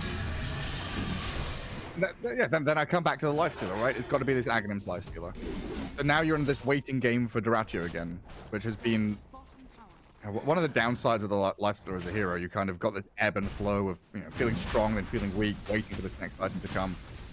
If you're not V-Tune in the Eastern European qualifiers, stomping on people, you know, it can be a little bit slower. against a team of Gaming Gladiators caliber. Interactio, though, he's kind of caught up. You know, there was a point at which this Terrorblade was a good 5-6k net worth ahead of anybody else. Now it's, 3.5, 4k. Still basically an item ahead. What's next for Beastmaster? Blink Dagger will be there for Sax. I'm just looking what Thunder can bring to. Dire's bottom tower is under attack. How dead is 3-3 right now? Dodges. He BKBs. He roars. And he TPs. Dire's bottom Not tower is under attack. Correct. big reaction there. A lot of space, much needed space, and dying more. Duracho, but Radiant's top tower is under attack. he's off. Whitemon. Seeing this Neta TP, I want to say you can take Nightfall out of Tundra, but you cannot take Nightfall out. The Nightfall out Tundra. I horribly messed it up, but you know what I mean. No, No, I think you said it correctly. I think that's the funny way to say it. A Tormentor, at least Tundra now. It's one of those games, though, man. Where it's like 3k lead, 14 to 21. Who cares? Numbers don't freaking matter. This has been Watson showing how good Terrorblade can be, showing how he can control the map. The rest of the team playing very well aggressively to give him a lot of this breathing room and space. Like Tundra right now, they have to deal with TB Illusion bottom, mid lane shoved in, top lane the real TB hero is up there, and having Aegis for another 3 minutes means Watson has all the freedom in the world to do what he wants. I've got to look for kills. Like 3-3 again, down bottom outer ring of jungle camps on the map. He goes for the TP again and is successful one more time. Risky business. Somewhere there, Nightfall is smiling. Exactly like I told you to do so. It's like the Shifu from Kung Fu Panda or something, the little rat creature looking down from the heaven like, I taught you well, young child. The BKB TP will be with you forever. It's good to keep an eye on this Shadow Demon, Shadow Demon versus EB. Stronger EB gets, the stronger Illusion get. And if he can get in a position, a fight where he can disrupt and illusions are not taken care of, do a lot of damage.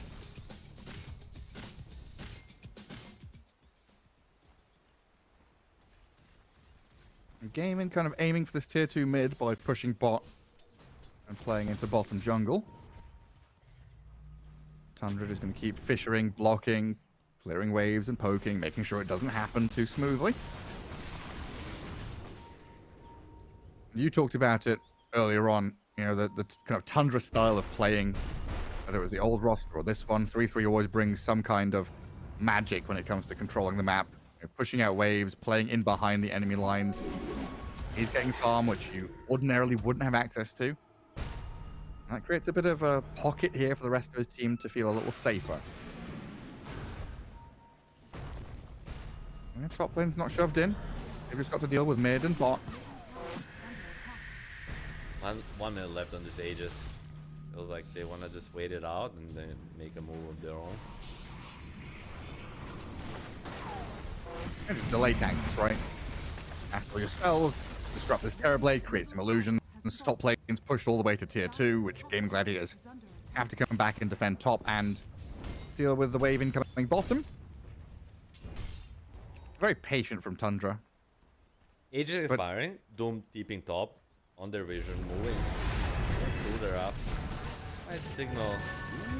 This is a good opportunity to learn. Muerta was there, Earth Spirit was near, but yeah. I mean, Bloodthorn, if you don't have a way to dispel it against this TV, you're just cooked. And he doesn't, like, look at it. 1600 damage, 1500, but you know, he's relying on this Saxa Shadow Demon to save him, to purge him off. Without him around, save him. Now, the switch has been flicked by Gaming Gladiators, right? Lifesteal is dead for 40. A, can we force a buyback? Or B, can we just go and kill tier 2s and push high ground? Tundra gonna smoke, though. Doom. I get a wisdom. In 30 seconds only. So if they can wait it out without losing anyone else, they will have opportunity to fight without meta.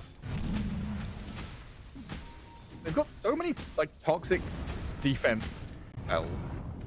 Fissure, Axes, Disruption, the Frost Shield. Like, defending towers and pushing waves is kind of trivial for Tundra.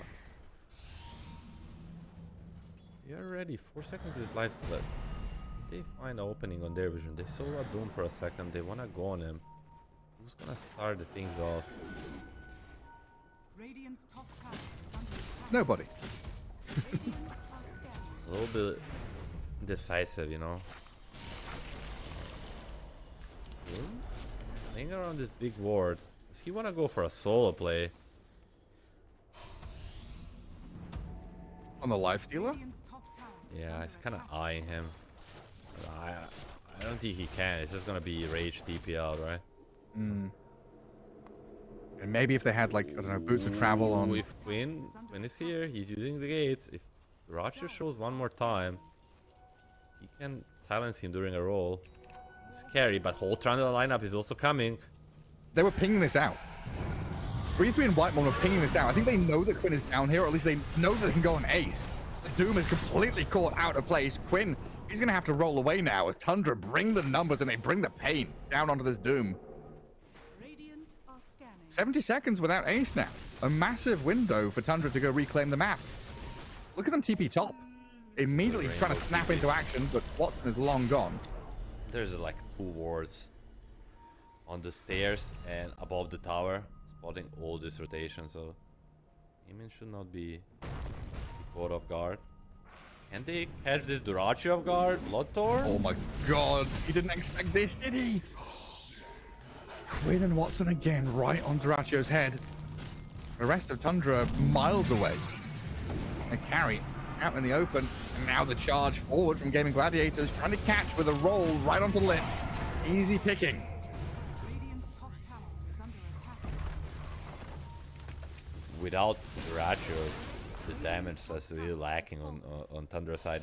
And he had like full team behind, and like this is the thing in Dota, well, like options there, but blink out. When your whole team is missing, like you kind of play off assumption that enemy assumes they're next to you because you all didn't show on the map. You showed recently behind you, but with these 2 wards that we pointed out on the stairs above tower, they saw exactly where everybody was, and they just, you know, they called bluff. Like, you know, nobody's protecting this Durachio lifestealer, and he was bluffing it. A really big kickoff for them. But it's kind of the classic Durachio bluff, right? And he usually sells it. If there's anyone who knows when you're bluffing, it's your former teammates. Wards or not. Still a very bold move to make. Kind of 2v5 under the noses of Tundra. Now what, we're a minute and a half away from Roshan spawn. Earthspirit does get caught here with Refresher. Double roar from 3-3. Jam on the floor as well. Nice catch. First Maiden's going to be the cherry on top. A bonus kill. The 3-3 as they strike back. You know, moments away from Roshan respawning. Big moment, and still some back and forth left in this game. Next stage is probably going to be pretty big here. I mean, 3-3 magic. You know, that you mentioned it, and he is showing, you know, a refresher. This, I don't want to say this early, but on a really good timing, and surprises Quinn. Will be a big pickoff, but even bigger pickoff is this Gem of True Sight, which now will allow them to control the map. And this is gonna be very, what is it? 10 seconds before Roche leaves for bottom, so it's gonna be, yeah, a little bit. Help me out, Garrett. I don't know the word, but Gaming is coming. It's gonna be tight. It's gonna be tight. A little bit tight. Gaming, they are coming. They're on their way. 3 smoked up. Dead shot fired in. Yeah, Smoke worried. from Tundra now. 10 seconds to Quinn. Looking to respawn. TV Illusions move up. The Boar and Illusion scout each other out while the Crystal Maiden is found in the back. Earthshaker and Lifestealer kind of blocked off there, but does get the infest cross onto the Maiden. Blaze Celery, while gaming Gladiators from the left-hand side. Also the BKB out of 3-3. Aeroblade drifts up to the high ground with his own BKB. ECM tries to echo slam the back of Dratcho chasing Quinn down. 3-3 dead on the right-hand side as he's doomed and falls. BCM running, jumping over the trees, escaping with the rest of Tundra. Afraid of this TB metamorphosis as it goes absolutely wild with the physical damage, but we've got a chance to go back in with the Infest Bomb, jumping out, but they bash Quinn. Mid-roll, catching him. Now Doom and Terrorblade kind of left to their own devices here, while Lich drags Ace back in towards Dyrachyo and BZM, and it's kind of TB against the world at this point. The chain disables out of this Earthshaker have been tremendous, but Watson's damage still reigning supreme. Opens up on them. A triple kill, but the turnaround bash with a roll from 3-3. They've got Thunder's the ball, ready. but the backup has arrived, and Dyrachyo grabs a triple kill. This buyback, does Tofu get called? I mean, 3-3 waits for so long and then makes a read that at the end of this fight that his buyback will make the difference. That was as correct as it gets, you know. He TPs to bottom outpost and then goes through gates and in a perfect time comes and kills the TB. And now if they can clean the Rosh up, means he gets the Aegis. What a fight from Tundra. What's the cooldown on Infest? 20 20 seconds? seconds? Yeah. Like, he infests Maiden, then he infests another hero, jumps out, jumps in, gets to the BZM. Dyrachyo's hopping around like he's on public transport. Gets on the metro, jumps on a bus, gets on a tram. Easy as you like. I was kind of worried for Dyrachyo because Aeroblade had a Lincoln Sphere. We've talked about this infest with TV. That's good. Life needs it. Lincoln's kind of counters that. Dyrachyo says, screw it. Tundra actually ignored the TB for the majority of that fight, right? They killed everybody else and left Watson alone to be the final kill at the end. It was just he has a lot of defensive mechanism. Manta, BKB, Lincolns, and Sunder, so it's hard to commit on him. Where though dealing with Doom and Earth Spirit is somewhat easier and somewhat more important, you know, because they have like, if you allow them a free range of fight, this constant rolls, boulders, magnetize all the way, like you have to deal with this Quinn. And I mean, the synergy that Tundra pull out through the fight, you would think there was no roster changes, you know. It was almost perfect. That's gorgeous stuff. Now we've got the Beastmaster holding Aegis because he did just buy back. So 3-3 with the safety net. Cheese on the Lifestealer. I'm just watching 3-3 here, smoked up with his ninja gear, kind of stepping forward, but he doesn't see anything he likes. And back to what feels like another even game. 43 minutes in, not too much in it, and it has come down to team fight execution, vision, game reads, initiation, all the beautiful stuff that we love Dota for. The little nitty-gritty details. Like that all started out with Roshan, you were saying 10 seconds after he respawns, he moves down to the bottom right corner, right? So the dance of death around the Roche pit, these smokes kind of circling around the terrain. I mean, Nerve definitely did kick in, you know, neither of team, especially Game, didn't want to give up this rush. Because we said this multiple times. When you have Doom, like, Aegis is the answer. You only have one, at least so far, before the refresher. Like, it's really important to not let the enemy get this Aegis. And I'm in smoke from Tundra. As they push in mid and top, you should be able to find a favorable fight. Aegis refresher. I'm gonna give it to BZM. Eventually he should. Dire's structures are fortified. BZM right now. Lifestealer inside of him. Lincoln's on Earthshaker, so not afraid of the Doom. Lifestealer has cheese in backpack. Is under attack. Everybody's gonna bail, so no catch this time. Shadow Demon's getting huge as well, huh? Almost 14,000 net worth, but I'm just looking at Aghanim Scepter. That's the Shadow Demon. And then he'll get, you know, level 20 with a talent as well. Not too much to purge, but just having 2 of those and 2 of the saves, it just can make a world of a difference in these fights. You know, there's so many stuff to purge of your teammates. Yeah. Now, Earthshaker will be given this refresher as well. So both refreshers on both BZM and 3-3 on top of Duracho 6 slotted. I think Andra has finally made it to their big timing, you know. And we'll say so too. They may go win on Undervision. He's definitely under vision now.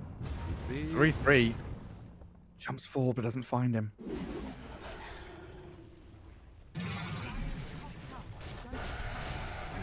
Dota 2 is always going to be one of those wild games, though. Even if they get there, you know, they get the royal flush on the river, and then all of a sudden the enemy's just like, no, we're not playing poker. They just spotted this Earth Spirit bottom. And they're picking out this guy. This man was just top, and now he's bottom. He has no TP. They're gonna start knocking. Right. Force a glyph already. Dire's top tower is under TP start coming back now from Game Gladiators. Earthshaker's still a bit distant. Muerta's still out on the map. And the Roche's banner on the ground here, you know, keeping all these creeps alive with a catapult wave, a boars. It all adds up. This range barracks disappears. There's no glyph here for Game Gladiators, but it looks like for now, at least, Tundra, they're just happy with what they got. Free. Small moves, small decisions, big outcomes. Yeah, the Rax is nice, but even maybe more importantly, everybody else is... They almost catch Tofu. He was just barely out of vision with the Observer Ward. Like, the Rax is nice, but more importantly, they get all the gaming heroes back in the base, so now they can fix the bottom and the mid wave, and that will allow for another move to happen. And these graphs, you know? It's a funny graph, huh? Yeah. Look at the orbs on the hill right next to them. It's just a very uncommon position. It's not so easy to deward, and it may a big or It's gonna be huge. It's gonna be huge. On to Duracho. He's got his BKB off and a Glimmer Cape. Get a bit of a gap between him and Quinn. 3-3 is in here with a reflection of the gap from BZM. The double whacks them. Nearly takes down the maiden immediately. The Terrorblade half HP as well, but Tundra haven't done enough. Watson can stand here, Sunder back and stay alive. Gaming Gladiators still lose the 2 heroes though, with Maiden and Earth Spirit fall. They're not done. They're Watson, chasing. The Morphs is tight through the duration. Gonna go for the TP home now. Tofu dead to Duracho. And Tundra. I thought with this ward and this roll in, Gaming Glad their number and we're gonna collapse on them, but BZM's response, the turnaround from Sax to save people, and 3-3 with this refresher raw combo, sickening. Garrett, I thought that was gonna be a game-winning ward. You know, they're gonna wipe them out of face of Earth and just be next to the base and push. This BKB reaction on Duracho almost nullifies the complete duration of Doom, and then BZM, as you said, with refresher, they just prove to have too much to deal with this gaming lineup. You know, the Queen, which is Earth Spirit, like in the last 20 minutes, almost impactless. You know. Too many stuns on Tundra, man. I mean, too many purges. Like, probably the fight starts. Shadow Demon purges 2 of his teammates. Like, you cannot silence them, you cannot magnetize them. Like, what can you do if you're not level 25? Not much. Andra is trying to either force buyback, there are none. This Rax here. No Doom, nothing to worry about. And raging up, hitting buildings. Looks like the illusions switch target across to the melee. Now back to the ranged and a full set of barracks. The reward for Tundra winning that team fight. Off they go, sprinting back to the tier 2, which is still an easy outer tower to claim. Oh, Hex finished the meta. 6-slotted Beastmaster basically. With ninja gear. Fearsome. It's a combo for success. 2 Hexes, 2 Roars, double BKB. And BZM with a double damage rune. Echo Slam ready. If Gaming Gladiators walk up this... They're not going to walk up this high ground. Let's not start. Let's not start with this. Oh, Quinn? Finally level 25. I don't think he was in the last fight. So, Undispellable Magnetize will be there. I think that can turn the tide. Like, this late game Earthquake, he has 12 stones and Undispellable Magnetize. It guarantees it. They scan. They know. I think they just read the room. Tundra, I don't know who did that scan. We just know it was the Radiant scan. Look at the mid and bottom wave. They're just pushing out. Nobody's showing. It's gonna be a big right here. They've flipped. They've inverted this mid lane now. Gaming Gladiators are behind them and can maybe take this Ancient's high ground. It feels like Tundra almost has a map hack, and they make this read. They've got to know. BZM, he sees Quinn. Fisher connects on 2, holding them back. The jump.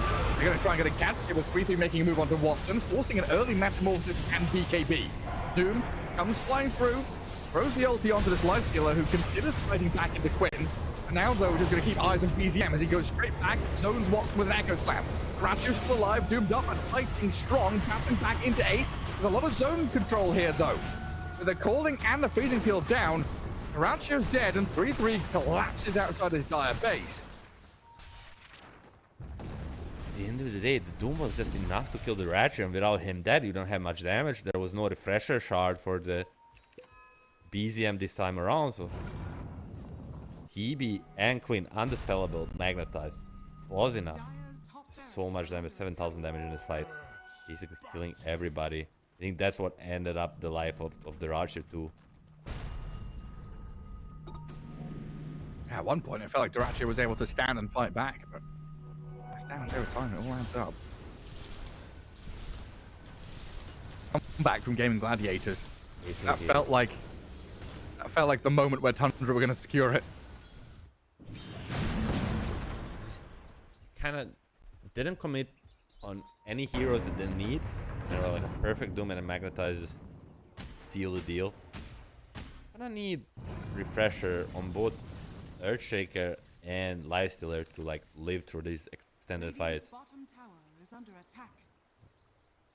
They get to it again. Rush spawns. 50 seconds on Beastmaster. Has a buyback, but I really don't see them contesting this rush. That's a long respawn time on the beast now.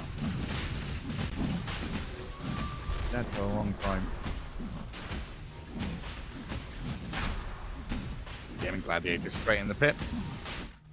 Now, Timeless Relic on Doom, and Doom applied mute, so even if you get this refresher and Lifestealer, you're not gonna get the BKB off during the Doom. You can get one before you get Doom.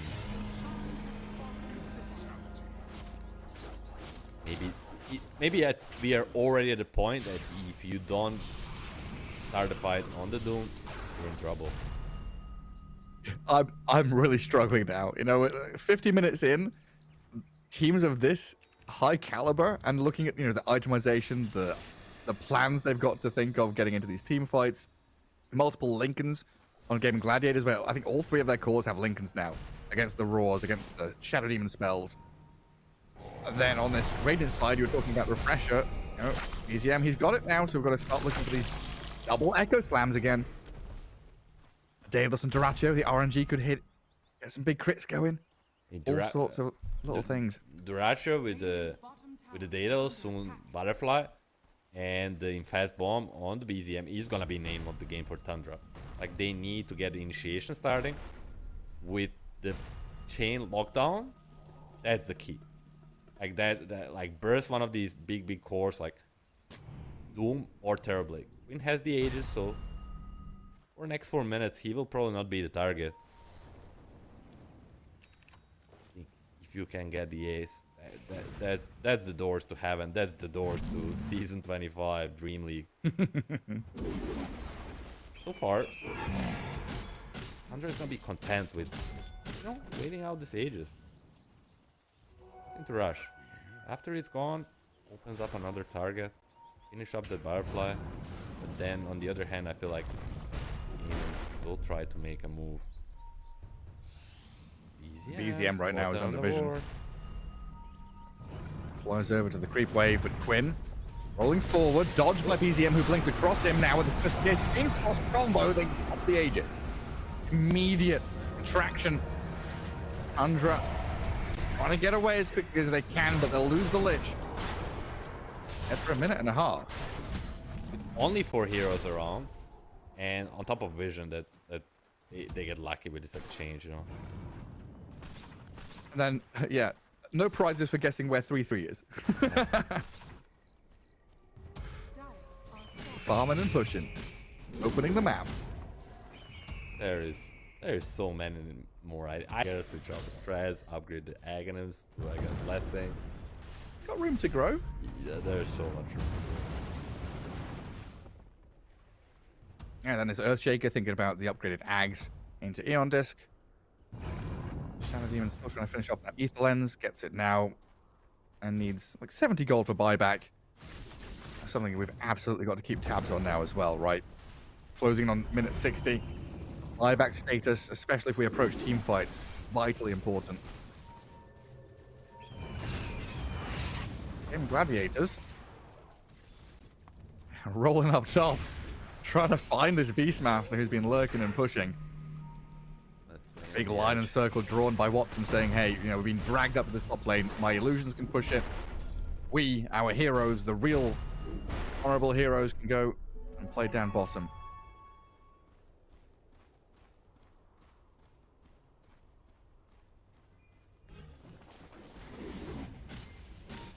Oh, Gem of Crucide's really biting Tundra back, and what if the Cruise can be spotted on this vision? Can they get jump? Doom? Rolled upon. He's invisible.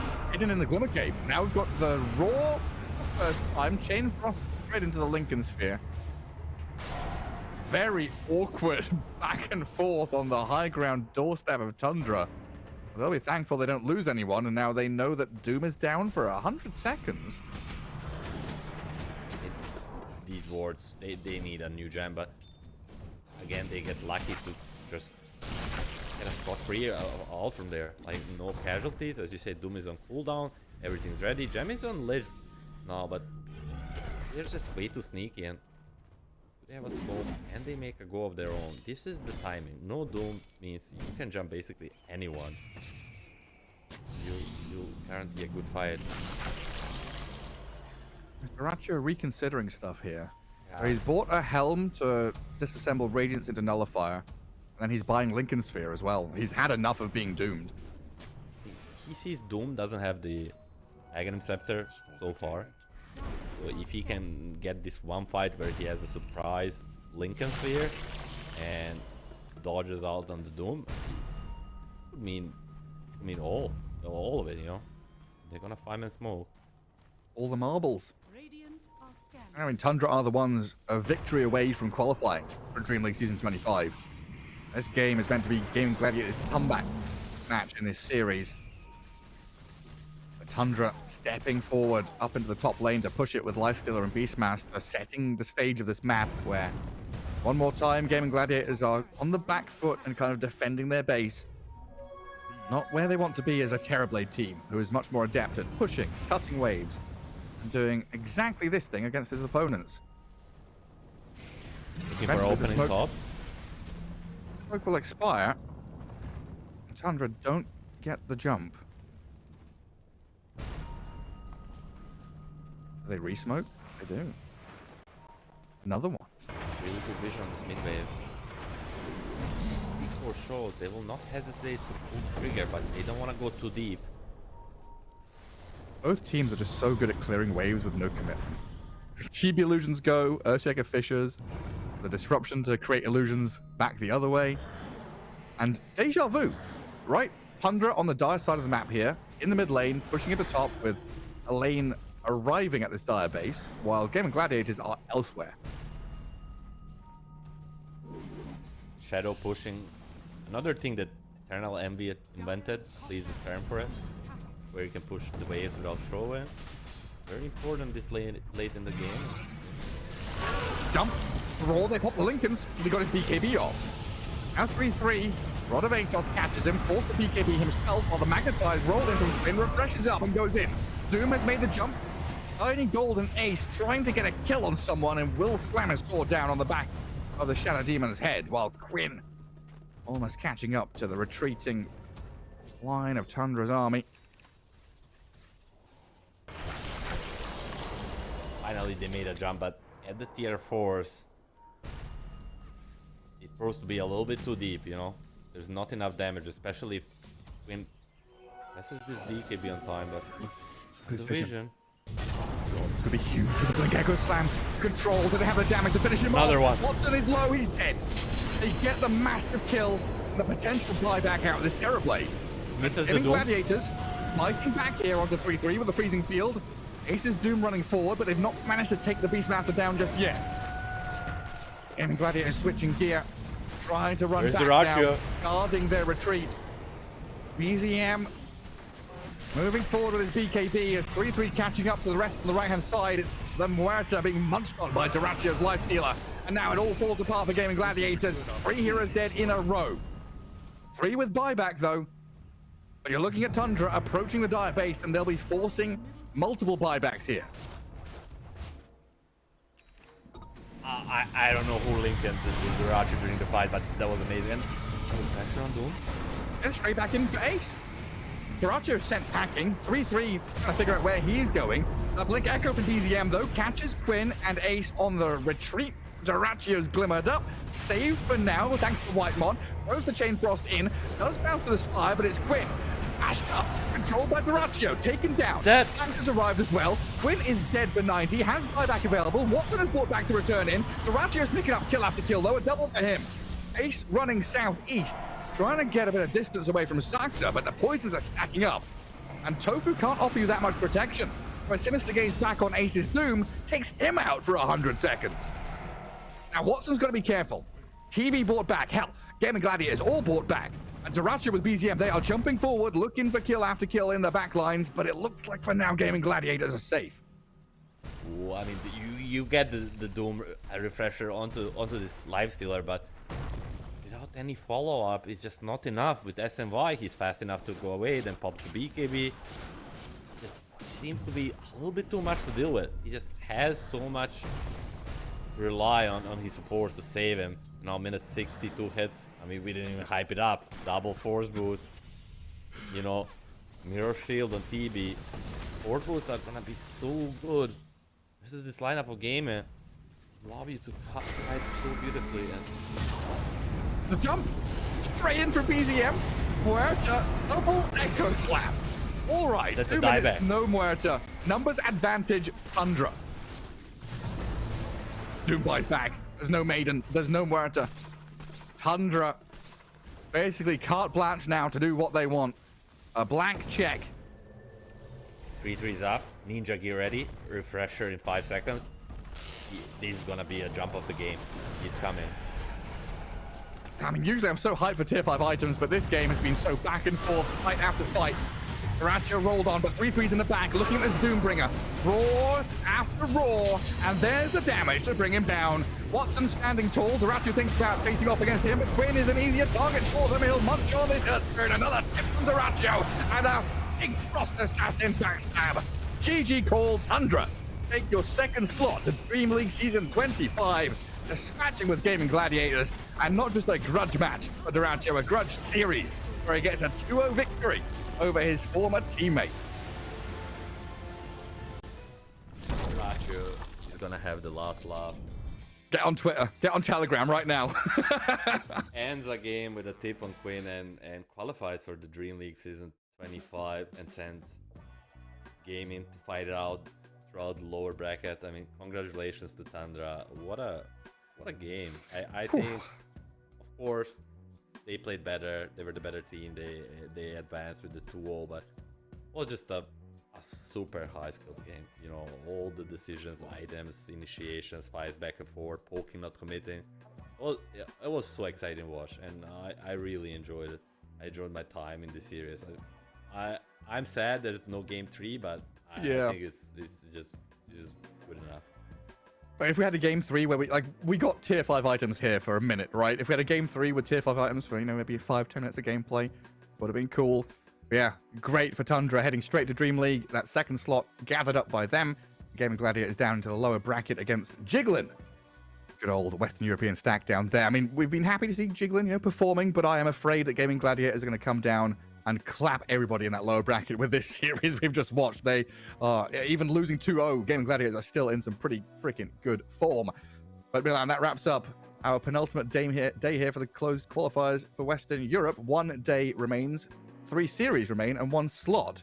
Do you think Gaming Gladiators are guaranteed this slot, or do you think Jiggling, Na'Vi Junior, or Passion UA are going to be able to snipe a series away from them? Nothing is guaranteed in 2025 when it comes to like this qualifiers Dota, but I think they're clear favorites. I agree with you. But both MC Stag, Passion UA, and Na'Vi Junior will have something to say about it. We'll see tomorrow. But if they play like they play in the series, although they lost, they're the clear favorites. Absolutely are. So yeah, make sure you come back. Western Europe again, midday CET, and 3 series, 2 simultaneous to begin with, and then that kind of grand final-ish at the end as well. And of course, plenty of other regions, tons of other streams to go and check out if you are craving some more Dota. From me and Milan, that's good night. See you all tomorrow. Enjoy the rest of the games. Yep.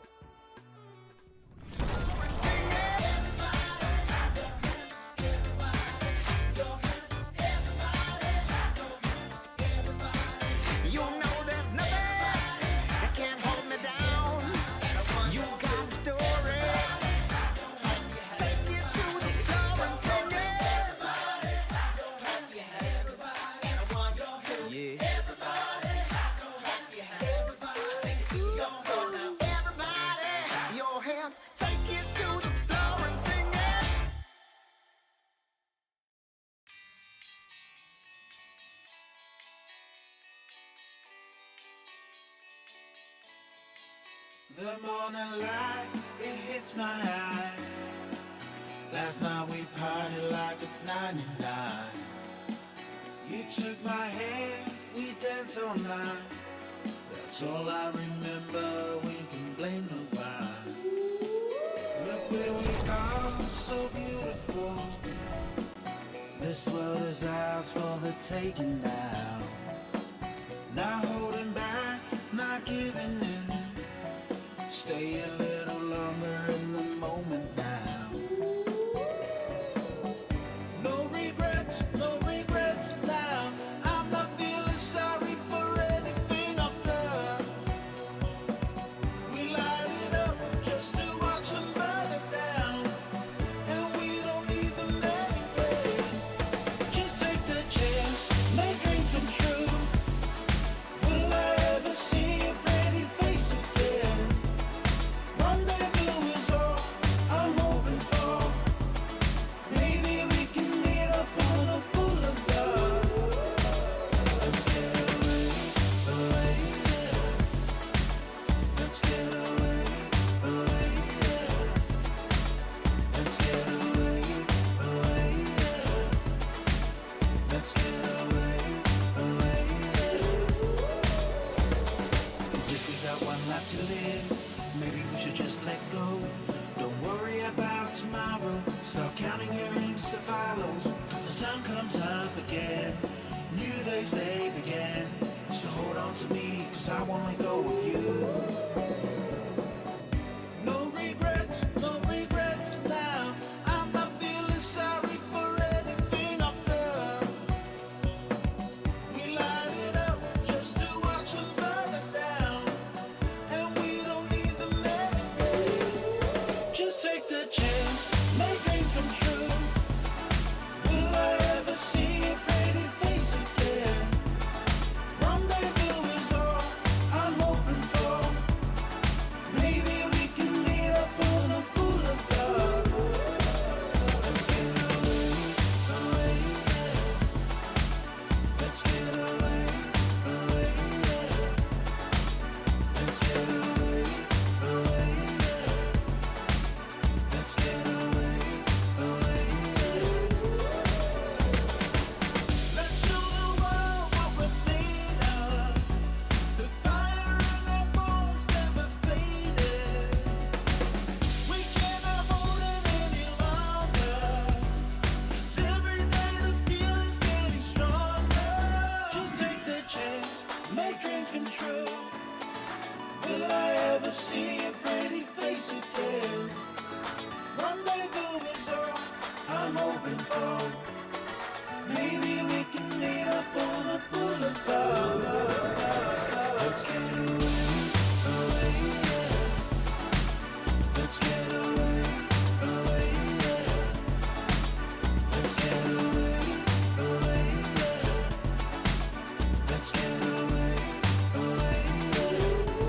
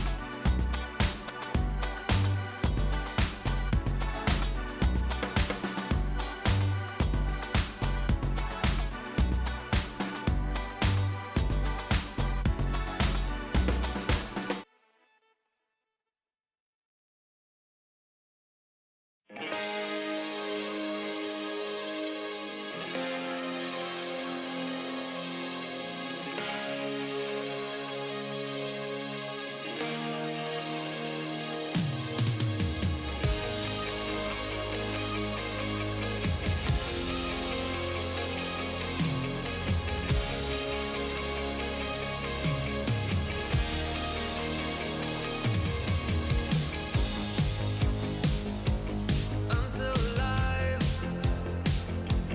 I can still fly. I can still fly away. Yeah. You lift me so high. You got me so high. You got me so high today. And I'm higher.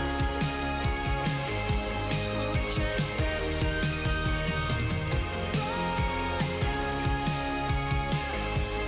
Burning up these wings of desire.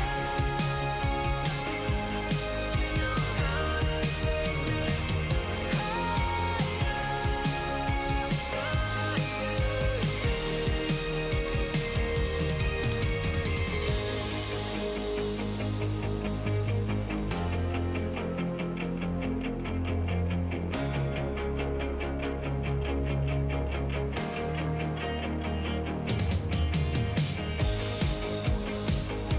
You lift me so high. You got me so high.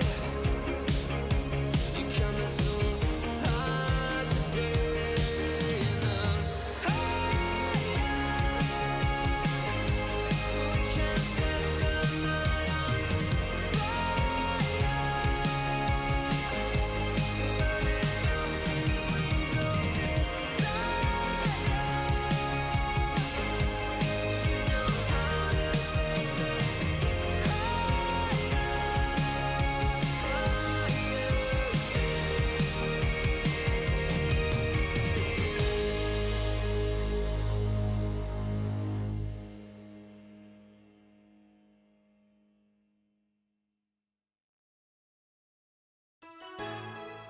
You broke this heart of stone. I always hoped that I would find you. Now the emptiness is gone, and the winds of change have all